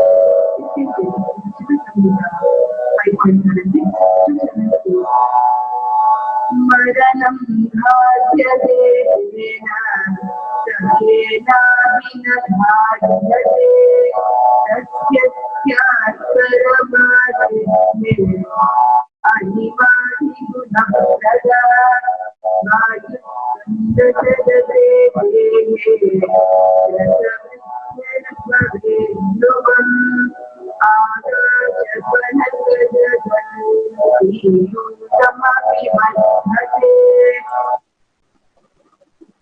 So beautiful. Bhagavan has given from the Shiva Samhita. Death is eaten by him. He is eaten by none. He manifests the highest powers of Ashtama Siddhi, Garima, Anima, Lahima, Mahima, etc. The Vayu, the wind energy, moves equally throughout his body. The juice of his body also increases. Rasaviddhi happens. The nectar exuding from the ethereal lotus also increases in him. So beautifully Bhagavan said, when you break the boredom and tiredness, the abundance becomes your reality. It is a side effect of how you hold the space of the oneness with Paramashiva. How beautifully he said, all that abundance starts happening as a side effect. If you search for wealth, money as a wealth, and money is the only thing that you are seeking after, it is going to be a huge failure because it never exists. It is a perception, reality.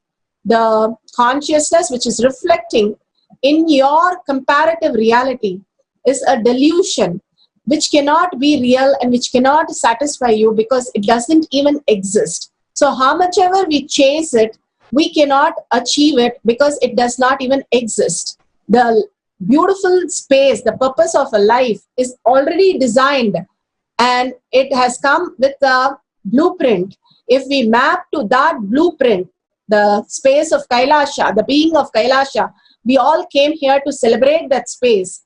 We start celebrating in abundance and start sharing whatever we have, and simply we will fall into the highest reality when we take the responsibility to break the boredom and tiredness. Here beautifully Bhagavan says that death is eaten by him. Whoever is going to chase the wealth, especially the money, which is going to be only land up in the death, and finally they realize there is nothing to chase itself. And he is eaten by none. Whoever is aligning to the highest reality as their original space, Paramashiva space, he is going to manifest the powers and manifest his reality. Abundance is going to be his side effect of how he exists. Such beautiful Bhagavan has given for Ashtama Siddhi, Shastra Pramana. Apta Pramana. Hanuman has lived the highest space, living as a whole space of Rama Nama. The great epic Ramayana, when Hanuman wanted to cross the ocean across and go to Lanka and see Devi Sita, who was held hostage, he was stopped by a demon, Surasa, and he entered into her and again grew and grew and grew. And the demon also grew bigger, and finally he became very tiny and he just flew out of her mouth. And simply the whole body was able to shrunk as small as a thumb. All this, that again and again we are given these great stories which was real, which was happening in the human body. Lord Hanuman was able to perform when he was just connecting to his higher reality what his purpose was. His purpose was to serve Rama and Sita. Simply, the reality made him manifest all these powers. That is the beautiful thing that Bhagavan says.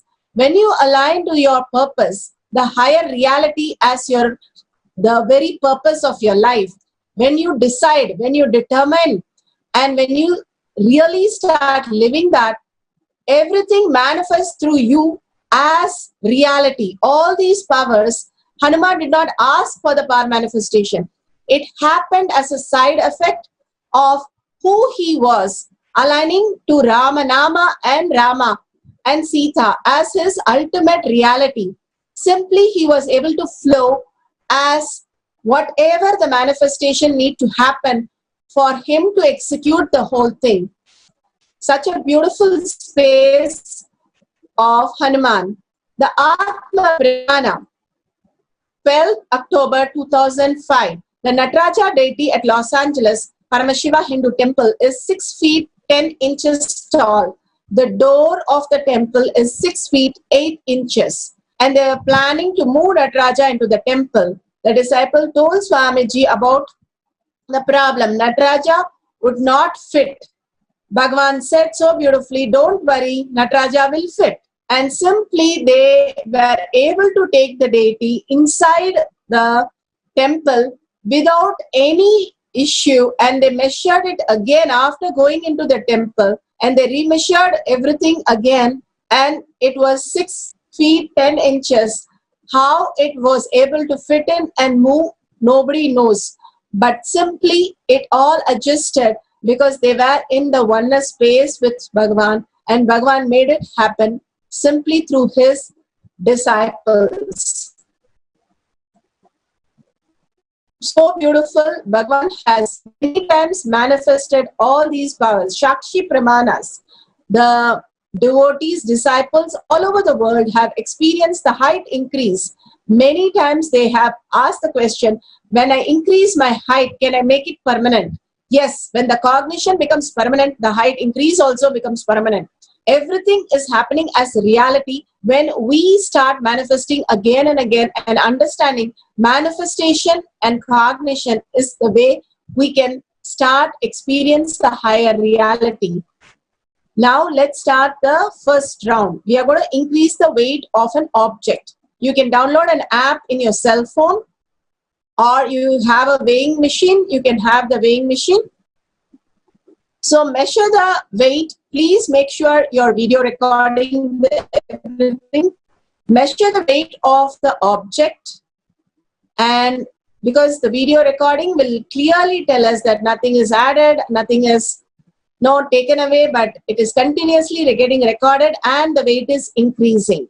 Make a note of the weight, and at the end of the Mahavakya, you can check the weight again. So please sit cross-legged on the floor with your head, neck and spine in a straight line. Let the Kundalini energy raise to your Agnya. Remember Paramashiva in your third eye. Again and again raises the frequency of your awareness. Whenever we are remembering, it is liberating, Bhagavan says, because most of the time we are stuck in the fear and greed and worries. Here, Bhagavan, remembering Bhagavan again and again in your third eye, simply liberates you. Absolute unclutching to experience the state of Paramashiva, complete completion to experience the space of Paramashiva, understanding the inner illusion, your inner identity or your outer identity that you are experiencing as you is only a perception of the illusion that you are manifesting inside you. When you decide, when you determined about your higher reality, Paramashiva, who you are, is the ultimate, and that is the only reality you're going to experience. Simply this completion happens because the whole perception becomes redundant and irrelevant. Bhagavan beautifully says, when you align to the higher purpose and when you understand that nothing can be stopped or nothing can be changed, we can be part of it and we can celebrate. When we align to this, it's like a joining the dots in the straight line. The path, the shortest path between 2 points, Bhagavan always says, is a straight line. When we align to the purpose that we are here to celebrate the consciousness, celebrate Bhagavan, we have come down and to experience the higher reality. Simply, you will see the manifestation happening in you. The oneness, the boredom and tiredness simply withers off when you ferociously make the decision that you are Paramashiva. You're walking, talking, and experiencing Paramashiva, who you are, living as gods and goddesses, manifesting your life as you live. And raise the frequency with chanting the Mahavakya, Om Nithyananda Paramashivoham. Again and again, when you chant the Mahavakya, the mantra, the secret passcode, which is offered to your Jatagni, which creates the opens the Dvadashanta, the energy space, and connects to the cosmic energy space and makes you manifest powers. So intensely chant, and the whole being vibrates with the chanting. Make sure your cameras are on, you're recording, and at the end of this cycle, please post the videos. We'll let you know where you can sit straight, completely unclutched with outer world. This is an appointment just with you and Bhagavan. Don't allow anything. Contemplate on the powerful cognition and chant the Mahavakya, continuously remembering Bhagavan in your third eye. Let's start this cycle chanting Om Nithyananda Paramashivoham. We'll play the 10 minutes capsule, 10 minutes Mahavakya. Let's start chanting the Mahavakya.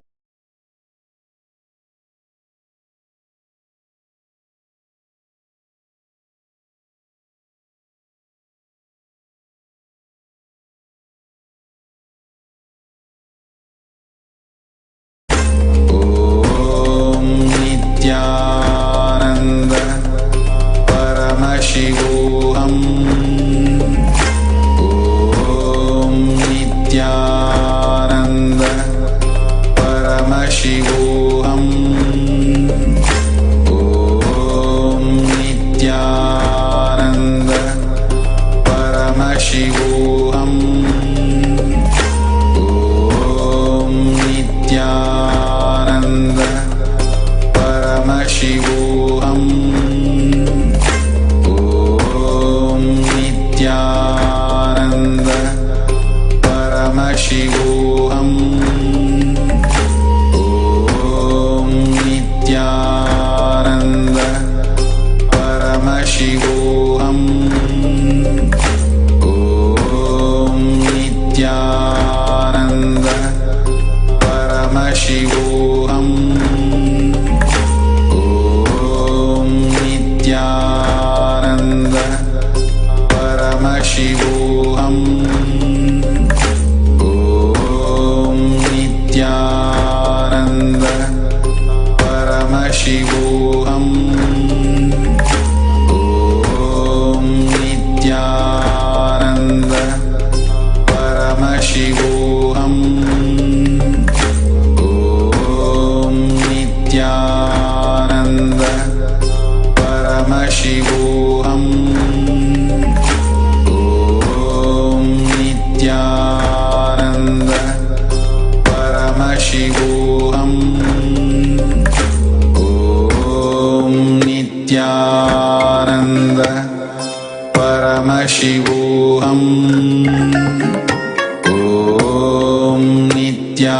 Om Nithyananda Paramashivoham. Om Nithyananda Paramashivoham. Om Nithyananda Paramashivoham. Om Nithyananda Paramashivoham. Om Nithyananda Paramashivoham. Om Nithyananda Paramashivoham. Om Nithyananda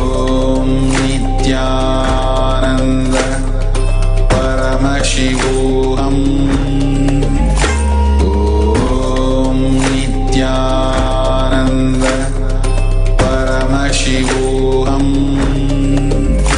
Om Nithyananda Paramashivoham.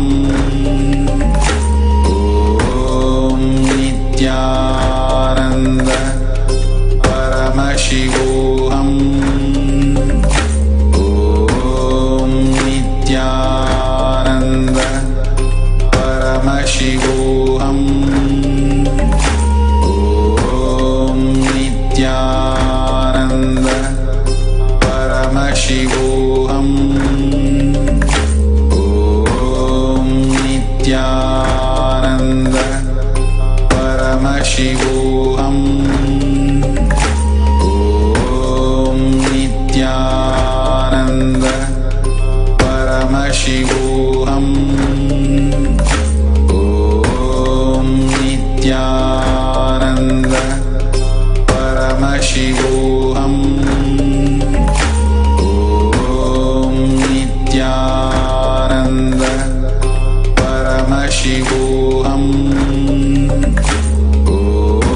Om Nithyananda Paramashivoham. Om Nithyananda Paramashivoham. Om Nithyananda Paramashivoham. Om Nithyananda Paramashivoham. Om Nithyananda Paramashivoham. Om Nithyananda Paramashivoham. Om Nithyananda Paramashivoham. Om Nithyananda Paramashivoham. Om Nithyananda Paramashivoham. Om Nithyananda Paramashivoham. Om Nithyananda Paramashivoham. Om Nithyananda Paramashivoham. Let's start the Om Nithyananda. second round. We'll post it later. We're going to increase the weight of a other's object. Right now, we did it with our object. Please have a partner and connect to them, explain to them what doing as manifesting powers. Ask them to place on the weighing machine that they have. You can ask them to keep an object and you can see how they can increase the weight. Now with the will persistence, again, we're going to connect to Bhagwan. Remember Paramashiva in your third eye. Sit straight with the head, neck and spine in a straight line. Another 10 minutes, we are going to intensely connect to Bhagwan and manifest the increase of the weight for the other person. Please make a quick call, or if you're in Zoom, you can have a partner. If you're sitting with somebody, excellent. You raise the weight for the other person. Please ask them to record all these greatest moments. Don't miss recording. Again and again, we are reminding you, it's like these moments which you will cherish after a long time, that extremely how you started manifesting these extraordinary powers, the super consciousness, how it happens. Simply, you will be so excited to see these videos. So make sure you record these videos, intensely chant, unclutch and intensely chant the Mahavakya. We'll play the oneness chant again for 10 minutes. Let's start chanting Om Nithyananda Paramashivoham.